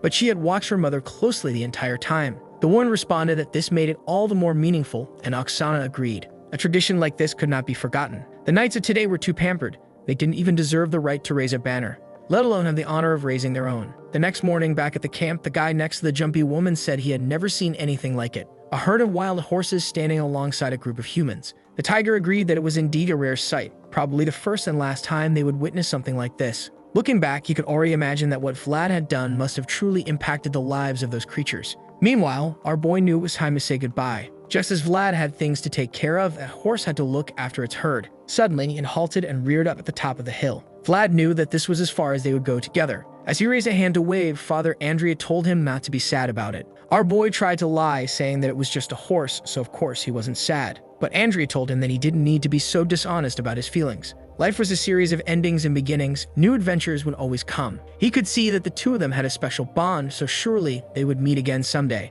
The depth of a connection wasn't measured by how much time was spent together. Our boy thought about it and realized it made sense. He hoped he could meet him again one day. The scene then shifted back to the mansion on a rainy day. With a grim look, the Count received the news that Ravnoma had been killed. Yes, that same guy Godin had taken down, and the old man said the reports had just arrived. He already knew trouble was brewing in the west, but he hadn't expected it to happen so soon. He then asked if Count Gaither's family was really that powerful, to which the old man explained that it seemed they had unified all the western families and their combined forces were now something to take seriously. The Count wondered how the royal family was allowing this to happen, to which the old man replied that it was difficult to understand the intentions of the central authorities. Standing up, the Count affirmed that he had full confidence in the strength of the North. The towering walls they had built made it difficult for anyone to challenge them, but at the same time, they also prevented them from receiving news from the outside. He then remarked that it was truly a miserable end for a noble family, especially since the ones who died had been the very guardians of the pact. The Count knew that the old rules and traditions no longer held any meaning. Everything was being torn apart by a new power and turbulent times were coming. The fall of Count Ravnoma was a sign of a new era. Looking out the window, he saw people unloading supplies. Now he realized that not all of them were pilgrims. They were refugees from Ravnoma's territory. Meanwhile, Vlad stood there like a fool, wondering what he was supposed to do. Standing in front of the door, he knew that he had saved the pilgrims. But at the same time, he had also helped Rucker. Joseph was going to be happy about that, which meant Zaire was going to beat the crap out of him. But having no other choice, he knocked on the door and announced his arrival. The man inside told him to come in, and the moment he stepped into the room, they commented that he had returned rather quickly. They had already heard about what had happened and asked if he was okay. Our boy said he was fine, and Joseph simply said he was relieved to hear that. But he should get ready to continue his training. Vlad acknowledged it, though deep down he wondered if everything was really all right. Joseph seemed very different from usual. Or rather, there was definitely something off about the situation. He was definitely screwed. At that moment, Joseph brought up Skora. He knew a little about how things worked in the slums of that place. As far as he knew, a gang conflict only ended when the opposing gang surrendered or was completely destroyed. Vlad said that was true, but he had no idea why this guy was bringing it up. Then Joseph asked if that was why he had sent the letter, but our boy had no idea what letter he was talking about, until Joseph mentioned that he was referring to his girlfriend who was at the convent. Our boy, embarrassed, said she was just a friend. The prince said it didn't matter. He knew that Vlad was in a tough spot. He couldn't let the people who knew him find out he was alive, or they might get hurt. He wanted to help the boy deal with it, but some problems were more complicated than he realized. Besides, he thought that the man known as One-Armed Jack could be useful. Vlad knew that guy was definitely useful. After all, he was the one controlling all the money in Skora. Then Joseph stood up and said that, on the other hand, our boy had proven to be admirable. Since he'd been working hard, he was going to be rewarded. Vlad was still confused, not understanding what he meant. Joseph then said that being able to raise a banner was the highest symbol of honor. He had heard that back in his grandfather's time, knights possessed something like that. In his thoughts, Joseph knew he could never carry a banner himself, which was why he preferred to raise knights instead. And one of those he had found was capable of carrying this one with his own hands.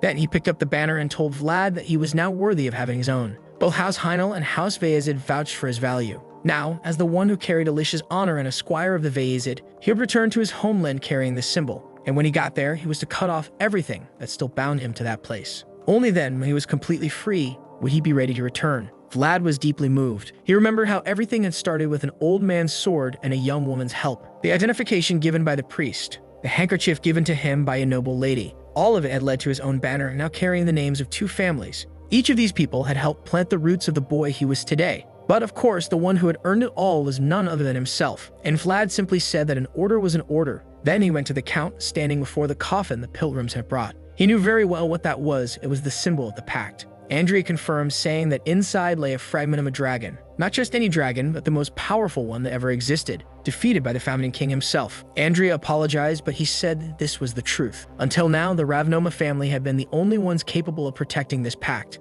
The Count immediately understood and said it was fine. He would personally select knights to guard it, and ensure that the transport was carried out safely. For now, Andrea was to make himself at home until everything was ready. Andrea thanked him, and with that, the men covered the coffin. As soon as they left, the old man asked if the Lord was troubled by their presence. The Count stood up and said he knew very well that they had no choice. Only one other family was capable of protecting this, the sovereign of the north known as Timur Varanov. However, gazing out the window, his thoughts told him this was not a good thing, until something caught his attention. He commented that he hadn't seen a banner like that in a long time. When the old man looked outside, there stood our boy. Even he, despite all his years, couldn't remember the last time he had seen one of those. He was certain that the boy was eager to start his journey. The Count was not surprised. If he were in Vlad's place, he would do the same. Now Vlad was his own man, a knight under his own banner. He hoped the boy would reach his homeland safely, whatever important mission awaited him there. Meanwhile, in the alleys of Shora, in the same bar where it had all begun, a crowd of men stood in front of the stage, eager to know when they would appear. They wanted to have fun and were already arguing about who would get her. Whoever paid the most would have her. Inside the dressing room, Marcella was getting ready when someone called her name. An old woman next to her muttered that there were a bunch of dogs on fire waiting for her outside, and that she better remember. Each of those customers was there to pay off her debt. Marcella said nothing as the old woman stared her down. She walked over, grabbed the girl's face, and said she was looking forward to seeing the day her arrogance finally broke. She was still so young, yet she would spend her whole life here, growing old working in this place. Marcella paused for a second, then she laughed. She said she doubted the old hag would even live long enough to see that happen. The old woman thought to herself how disgusting this girl was, someone who had nothing in life yet never gave up. Then she walked away, telling Marcella to get back to work. Marcella stood there, thinking that for someone who made a living selling her body, she had made it further than she expected. At least while she could, she had enjoyed herself. What gave her peace of mind was that she had chosen her own fate. The door opened and the men were already shouting, saying they had been waiting for Marcella all night. And she finished her thoughts. She had also chosen her own ruin. The old woman then told them to take it easy, that they would have to pay a hefty price to taste that honey. The first man offered a gold coin, but another immediately doubled the price. Meanwhile, the other three said that if all three of them went in, they would each pay a gold coin. Marcella remained quiet as the offers kept rising. The old woman was delighted. She had never imagined this flower would bring in so much money. Then a bald guy in the back shouted that he would pay 4 gold coins. The woman wanted to know who would offer more, but the men were getting excited. 5 gold coins, that would be enough to drink for a long time. Just as the old woman was about to finalize the deal, someone from the back offered 100 gold coins. She can spit out what she was chewing, and everyone turned around. She had no idea who this lunatic was. A figure was walking forward, confirming that they would pay 100 gold. At that moment, Marcella trembled. She felt the exact same sensation as when the person who had destroyed this place appeared. Then the man reached the doorway. Everyone turned to look and saw a hooded figure. The old woman asked if he was really going to pay 100 gold, but the man just walked forward, passing through the crowd. The others stepped aside, wondering who he was. They didn't know him, but one thing was certain. It was best not to provoke him. At the counter, he asked if this was where he should leave the money. The old woman noticed that everything he was wearing was luxurious. 100 was an exaggeration, but at the very least he could afford 10. She said she would bring him the menu, but he replied that it wouldn't be necessary. Since the day he left this place, he had missed the food. Grilled sausage with blood pudding, potatoes, and a fresh roll. As he removed his hood, he said he would order what George always did. Of course, she was overwhelmed with emotion. The golden aura surrounding the boy was not one of greed. To her, he was different. This was the boy George had saved, the one Marcella had cleaned up that day. And now he stood before her, shining in a way she had never seen. Our boy then declared, "I'm back." To her, he was like blinding gold. Marcella began to cry as the people in the background remained confused. Then her expression suddenly changed. She told him he had to get out of there immediately. One-armed Jack was now in charge of this place. While they talked, a woman in the back was listening closely. She realized they knew each other, and something about it gave her a bad feeling. She quickly signaled someone. This had to be handled before it got out of control. Right next to the table, there were some knights, and one of them reached for his sword. He stood up, and suddenly, people in the bar began to move. Vlad felt something was wrong. He then told Marcella that before he could pay, there were a few people he needed to settle scores with. The old woman asked what he was talking about, and at that moment, our boy simply said the name, Jack. He announced that the bastard owed him. The men in the bar noticed the tension and asked who the hell this kid thought he was. Just as one of them was about to say something about the boss, Vlad had already moved and slashed one of them across the neck. A quick glance back, and the first fool collapsed onto the floor in front of everyone. The old woman and the rest of the bar froze in shock. Marcella realized that Vlad wasn't here to play around. The red was already spilling, and the old woman screamed in desperation. But Vlad ordered her to stay quiet and still in that spot. If he didn't get what he came for from the men in the room, she would pay the price instead. With that, the coward shrank into a corner, trembling in silence. The rest of the men in the bar raised their swords, demanding to know who he thought he was. They wanted to know who had sent him, but Vlad only gave one name, George. Since the day he left this place, he had been George's dagger. They seemed confused by the title until one of them shouted, suddenly remembering. A blonde-haired, blue-eyed kid who used to stand beside George, Vlad. One of them said it was impossible. Everyone knew that scrawny kid had died, but his friend beside him whispered that it was clearly him standing right in front of them. And besides, they had all heard there was a very generous reward for anyone who brought the boss this kid's head. At that, Vlad told them all to shut up and just come at him. Just like that day when they were all so eager for blood. But the men in the bar didn't look so eager now. Even though he was alone, he looked like a wolf on the hunt. Vlad then said that if they weren't going to move, then he would. He lunged forward, dodging the first strike and slashing someone in the gut. A glance to the side. Another one was coming at him from behind with a sword. But before the attack landed, he had already turned and cut him down too. Man, he was completely surrounded. But at the same time, with every strike he made, a scream echoed through the bar. And each scream meant one less life in that room. He wasn't going to let a single person walk out of there alive. The fools couldn't even react. They were being butchered. Vlad declared that he would make them pay for every tear Marcela had shed, and this wouldn't end until he decided it would. Meanwhile, in another part of the bar, Jack was drinking peacefully. He set his bottle down on the table and leaned back. Now that George was gone, all of Shura belonged to him. The problem was, he wanted so much more than this. He was destined for greater things in life, and that was why he had never hesitated to take lives. He had piled up the corpses of his enemies to reach this goal. But now that he was at the top, he realized something. The lives of those in these slums were decided by the ones above them. In the end, his own existence was miserable. He had always believed that victory was the path to success. And yet, even though he had become Lord of Shura, he had still lost. George had won the battle, but he was dead. So what difference did his victory even make? A single word from someone at the top was enough to change his fate. Right then, someone burst through the door, telling the boss there was an emergency. Jack wanted to know what the problem was, and the man said they were surrounded. Confused, he asked him to explain exactly where they were surrounded. The guy clarified the entire slum was surrounded. There were soldiers everywhere. Another man opened a window and confirmed it to the boss. There were soldiers at the back entrance too. Outside, there really were troops standing still in position. The men inside were baffled. They had paid their dues this month, so why was this happening? Maybe it was just routine patrols, but there were far too many of them. Jack suddenly started laughing. He knew this day would eventually come. In the end, he actually felt relieved. He preferred to face destruction head-on. It was much better than living in fear of when it would finally come for him. Meanwhile, outside, the boy was approaching, drenched in blood. One of the soldiers turned to Borden and reported that everything was ready. He asked if all the exits had been blocked, and the man confirmed, yes, they had done everything possible.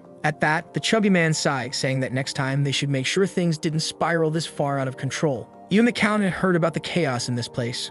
Once again, the poor soldier apologized, admitting that one-armed Jack was a far more dangerous opponent than he had expected. Borden knew that was just an excuse, but he didn't say anything. At the same time, he wondered who this stranger was. How was a knight like him so familiar with the alleys of Shura? He then said he was very pleased that they were finally here, finally getting rid of this disease that plagued the city. However, Borden knew the real disease here was this man. Jack had accumulated far too much power for someone who had come from these slums. And the only reason Jack did what he did was because he and the mayor had allowed it. Borden, who had bribed many people in his life, knew exactly when someone was being paid off. Then the mayor, trying not to sound too eager, asked when the Vayazid knights would arrive. Borden simply responded, he's already here. At that very moment, Vlad stepped through the gate. The man asked if this was the knight they had sent. To him, that was insanity. They needed to send more men with him. But Borden simply said, no, we can't do that. The truth was, Joseph had specifically prepared for this moment. This was meant to be Vlad's official debut. A while later, Borden asked if the boy was sure. It would be smarter to take more knights with him. There were over 50 people inside. Vlad replied that even if he got hurt, you wouldn't let Borden take the blame for it. But Borden knew that was just talk. There were no guarantees. Still, our boy was looking straight ahead, directly at his target. Seeing that, Borden simply reminded him of the promise he had made. He then told him to take the banner. Joseph had insisted. It was to be presented to him personally and in front of many witnesses. Vlad accepted, took the banner, and planted it into the ground. The knights standing below were stunned. This was a tradition that many thought had died out long ago, but they had no idea who this person was to have his own banner. Another knight commented that he had heard Vlad was a knight of House Vayazid. Vlad stood still, staring at that place. At that moment, this entire land belonged to him. He had earned the authority he needed to do whatever he wanted, and now the lives of the people there were in his hands. Then Borden unrolled a document and read it aloud for Jack to hear. This was an official proclamation against him for his crimes in Shura. He had abused the people who lived here and had gone against the law. That was why House Vayazid had issued an order. His actions would no longer go unpunished, and they had sent a representative to deal with him. This knight carried the full support of House Vayazid and the church. That was why Jack and his men were to open the gates and let the representative inside. The soldiers began striking their lances against the ground, chanting Vayazid. From above, the people in the slums quickly realized what was happening. Inside the room, Jack was still sitting in the same chair. After hearing the proclamation, Borden declared that Vlad now had full authority and backing for this mission. He could move forward without mercy. Vlad thanked him, and Borden told him to be careful. Then the voice warned our boy that someone up there was already waiting for him. He needed to stay alert. He could be attacked from any direction. This would be a very different fight from anything he had faced before. When life was on the line, whoever struck first won. So he had better make a strong first impression. Focusing his aura, Vlad wondered, on that day had Georgie survived? If he hadn't brought God into this place, what if Jack had never threatened George? Maybe Godin wouldn't have even needed to come. He had replayed those possibilities countless times. The soldiers had no clue what he was doing until he cut the curtain. As it started falling, he leaped, grabbing hold of it and soared upward. Before the men could react, he had already reached the second floor. Now standing behind the guys throwing traps, he said, "You're all pathetic." So this was all they could do? He charged forward again. This time they had no choice but to fight back. The first one swung his sword, but Vlad dodged back and tore him apart. As he passed through all of them, Vlad realized, today his sword felt sharper than ever before. But still, they kept coming from all angles. He wasn't fazed though. The wooden sword Zaire used in training was more dangerous than this. He tried to catch his breath for a second, but almost took an arrow to the head. One of the men cursed, "That damn rat just won't die." Others kept shooting, trying to block his path. Vlad sprinted down the corridor, dodging the arrows. Then he glanced to the side and jumped straight at the archers. In midair, he grabbed onto a chandelier, sliced an arrow out of the air, and landed behind them, cutting them all down. The men were starting to lose their nerve, and Vlad just sighed. "You're making this way more annoying than it has to be." If they all just stood still, he had to go to each one of them. The bastard swallowed hard, while our boy casually took a sip of water. He set the cup down and asked, "So how are we doing this? Was he going over there? Or were they coming to him?" Either way, they still had rent to pay. Jack's goons had started believing this place belonged to them. But they were completely wrong, because long before they came along, this place belonged to the Smiling Rose. From the very beginning, this was his nest. Meanwhile, in another part of the city, that idiot was wondering what Jack was thinking. Even the old criminals of Shkora weren't this stupid. Jack had become a completely different person after George's death. He was stealing more than ever, committing more crimes, and seemed outright desperate. At this rate, all of Shkora was going down with him. He was wondering how they were supposed to explain losing half their contraband again. Then someone burst through the door, calling for Harvin. Yep, got the name wrong. They reported that the slum was in complete chaos. The whole area was locked down. He asked for a better explanation, and the guy said that the forces from Sturma were going after Jack. The city guards and knights had surrounded the entire district. Just as Harvin had expected, Jack had crossed the line. But that wasn't necessarily a good thing. As soon as Jack was gone, it would trigger another war to see who would take control. Then someone asked him, "Aren't you close to that guy?" Harvin squinted. "Who?" "The man. Do you have a name?" "Vlad." Harvin told him to stop throwing out random names like that. But his colleague said that if he hadn't seen it with his own eyes, he wouldn't have believed it. The executioner they sent had blonde hair. Harvin went back to his notes saying that Vlad wasn't the only blonde in the world, until the man said that the person himself had introduced himself as Vlad of Shkora. At that, he knew it was the boy and asked if he was sure. The man confirmed it. He'd even planted his banner right in front of the Smiling Rose just minutes ago. Harvin started trembling because he had heard the rumors. The new squire of the Vezid, the one who awakened his aura in an honor duel. Not only that, but he had also played a crucial role in the hunt for a death worm. The name was Vlad of Shkora, but it was exactly who he had thought. Maybe the rumors were true, but he would have to see it for himself. Meanwhile, Vlad was in midair, finishing off another one. Another fool tried to take advantage of the moment, sneaking up from behind, only to see our boy turn around and launch a dagger straight into his brainstem. A body hit the ground and more men rushed forward. Vlad kept going, cutting down 4 more. As the blood flew, the spirit watching began to notice. Every time he fought, it was like he was possessed. Not only was he talented and hardworking, but he had an iron will. The boy was a natural-born killer. Vlad smirked and said the guy was going to need dentures. The poor bastard stood there toothless, and Vlad reassured him. "Don't worry, you won't need to bite anything anymore." The man's hand trembled, and another one fell. The voice then said that this was enough. Looking at the trail of bodies, Vlad admitted that maybe it was. It looked like he had recreated the massacre from that day. But now it was time to end this. Jack sat there with his eyes closed, until he heard footsteps approaching. The door creaked open, and Vlad stepped inside, announcing to the boss that he was back. Jack then said, "So here he is, the rising star." He welcomed him and offered him a drink. When he looked at the boy's face, it was nothing but the expression of someone bathed in blood. He chuckled, saying that in this state, it wouldn't be fun. So it really was him, Vlad of Shkora. He had heard the rumors, but he hadn't believed something like this. Jack took a sip, slammed his glass down, and admitted, "I really should have gotten you to work for me. But to do that, you would have had to torture the kid. And that wouldn't have been a good idea, because by now he would have been the one dead." He then stood up and said that, at the very least, he was glad it would be with someone he knew. He had been stalling for too long. He drew his sword and announced that he was the kind of man who liked to settle things quickly. But Vlad only thought about how tired he was of this relationship between them. That man's existence was like a parasite, feeding off his life. But he no longer felt that intimidating presence he had seen the first time. Now he knew for sure. This man couldn't stop him. Vlad got ready and told Jack to be prepared. Jack simply told him to come at him with everything he had. Vlad charged forward, knowing that this man had once been his enemy. Their blades clashed, sending a shockwave that pushed everything aside. Vlad said that since they had once been enemies, he would show him respect. His blade slid forward, but Jack made a quick move, knocking Vlad's sword upward. Vlad was thrown back, but immediately attacked again. The fierceness he was showing was a form of respect, and Jack's legs were starting to shake. Every time Vlad attacked with his aura, the man couldn't stay on his feet.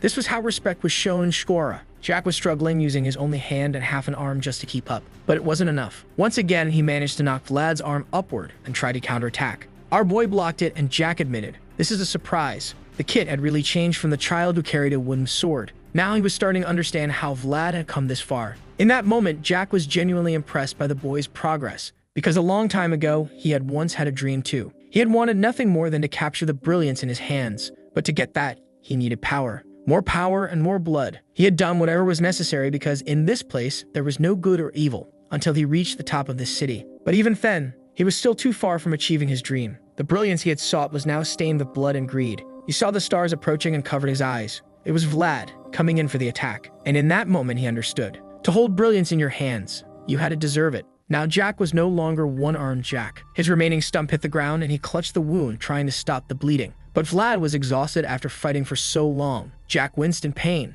then started laughing. "This is amazing. George would have loved this." But our boy didn't like that at all. He lunged forward, telling him to shut up. Even so, the bastard managed to block one more time. Vlad wasn't going to forgive this man in any way. He had helped kill George. He had swallowed the smiling rose when it was at its weakest. He was the man who had tried to sell Marcella, so it was obvious. The only thing he deserved was a miserable death. Vlad kept striking, but even as he was being cut down, Jack kept smiling, saying that tonight was a joyful night. It was the perfect night to crack open every barrel in this place and throw a feast. He told the boy that he was sure he would go much further than he had ever managed. But Vlad kept attacking, telling him to shut up, and yet Jack kept smiling. Vlad came in for another strike, and Jack stepped forward, blood splattered. It dripped onto the floor, and from the shadows it was clear what had happened. Jack thought that maybe this was for the best. Rather than being crushed under George's overwhelming strength, it was better to be destroyed by a young man climbing toward the top. Vlad then asked for his last words. Jack rested his hook on his side and said that the kid had fought well. He told him to make the most of his time in this world.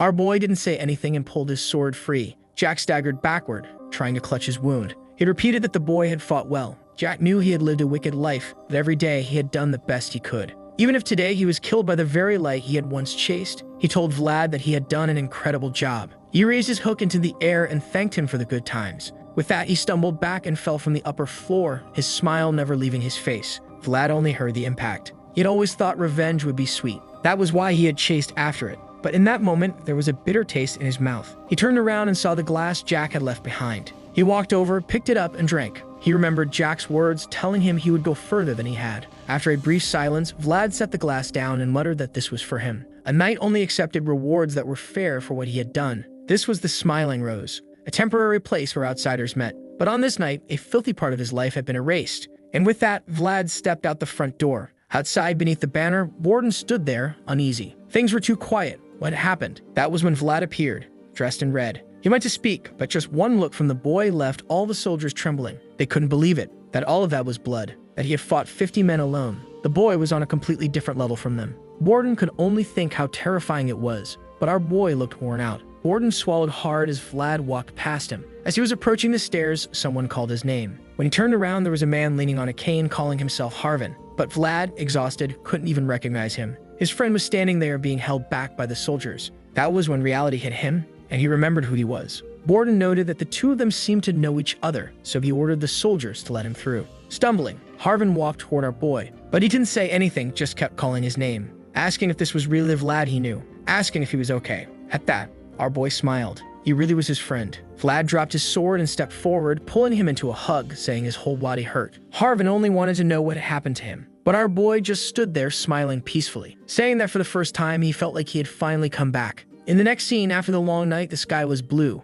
Our boy woke up, saying he still couldn't get used to this. Looking down at the city from above, it felt strange not being in the middle of the alleys. Gott stepped into the room and told him to get some more sleep. However, Vlad said he was in so much pain that even trying to sleep was uncomfortable. He asked what Gott was holding, and he said he had come to give the boy a bath. Obviously, our blonde boy was confused, wanting to know what had happened to him. Gott was there, all awkward, saying that he had always been like that and had never changed. The truth was, he was seeing many of Vlad's old comrades nearby and was afraid of being kicked out. No way was he going to be left alone in the Vazed household taking care of the horses. That was exactly what Vlad thought he was thinking. He told his friend not to be impatient. If he did a good job, he would surely be well taken care of. Gott got excited, and our boy told him that in that case, he could take that bucket and leave. However, he was way too excited, and Vlad just wanted to rest. That was when he remembered to tell our boy that Mr. Borden wanted to speak with him, which was something Vlad also wanted to do. A feast was laid out on the table, and our boy warned that if they kept eating like that, they would have a heart attack. However, the chubby mustached man knew he would have a heart attack regardless of what he ate. He told him to take a look at that pile of papers he had to deal with, understand the situation he was in. The shadow that Jack had left over Skora was much deeper than he had imagined. Vlad replied that this was no surprise since the guy had spent his entire life there. And Borden reminded him that it would take a long time to erase all the influence that guy had. He then asked where Vlad planned to go now that his job was done. They would stay there waiting for the next orders from the Vaesiv family and ask if our boy could lend a hand. Vlad said there wasn't much he could do if the issue was paperwork. At that, Borden picked up a sheet, and when our boy read it, it was a permit to act in place of the guards. Borden explained that basically, with that, he could go around arresting people and was supposed to wipe out all the criminals he knew. Basically, Joseph wanted to use this situation to clean up the place. The goal was to root out all the corruption and let the city be reborn. And he, who knew that place perfectly, was the right person for the job. Borden, however, said that he didn't need to rush and could even go pick up his girlfriend. Our boy reminded them that she wasn't his girlfriend, just a friend.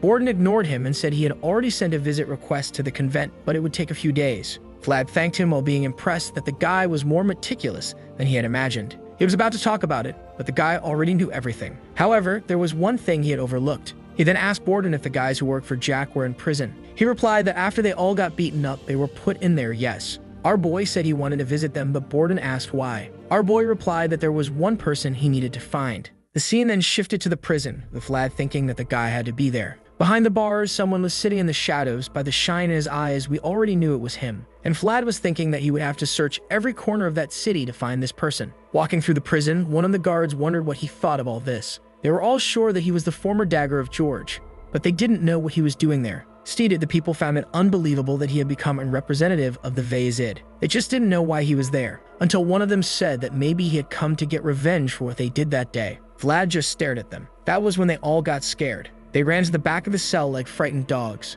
However, our boy glanced around and found who he was looking for. From a distance, he said he almost didn't see him sitting in the shadows. The guy had suffered, and Vlad then said that for 40 silver coins, he would get him out of there. Man, it was that guy with the cart from the day he fled the city. The fool who had always suffered miserably in that place. For the first time, he saw a hand reaching out to help him. And it was from the boy he had saved despite everything he had been through. The scene then changed to the convent, where all the nuns were at the window looking outside. Smiling, they said he had arrived. Inside the carriage, Vlad was approaching and the girls were all swooning, saying he was way too handsome. From his banana-colored hair, they already knew he was the famous Vaesiv squire. They knew he was a squire. Had the boy already been promoted tonight? Considering that the nun herself was walking beside him, probably yes. What they didn't understand was why so many people were following that boy. Another girl replied that it was obvious. They wanted to get close to someone connected to the Vaesiv. As she spoke, she said that now it made sense why they had bought so much wine. Jamina was there in the corner, cleaning the plates. Suddenly, a well-fed nun opened the door, asking why they were all standing around doing nothing and reminding them that an important visitor was coming.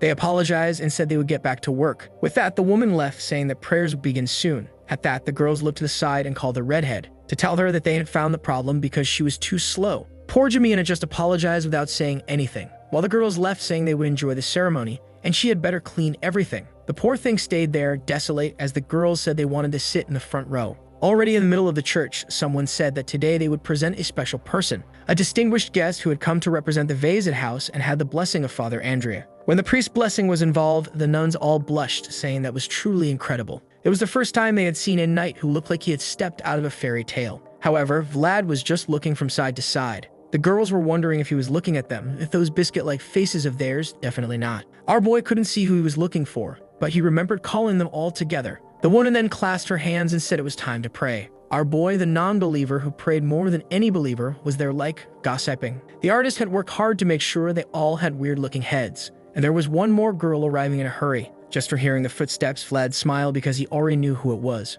She opened the door, happy that at least the ceremony wasn't over yet. She then slipped into the back of the line, and Vlad glanced behind him. Her face was covered by the light, but he already had an angry look. As soon as he turned, the nun asked if something was wrong, but he just said that the girl was skin and bones. Apparently, they weren't even feeding her. The woman didn't understand what he was talking about, but he just walked away, saying he wished he could teach everyone there a lesson. He then started walking toward Jamina while the other girls watched. She saw his face and wondered if he looked like Vlad, but remembering the boy from before, she lowered her head, convinced it wasn't him. Until he called her name, and when she looked up, she saw him standing right in front of her. Our boy looked at her from an angle that made him seem 2.36 meters tall. Then he noticed her clothes were all dirty and asked what the hell that was. He crouched down, saying she was a mess, while the nuns were all confused, not understanding what was happening or how they knew each other. But our boy just asked if they seriously didn't give her food or wash her clothes there. Jemina stood still, staring while he kept complaining, until, trembling, she slowly reached out and grabbed a lock of his hair.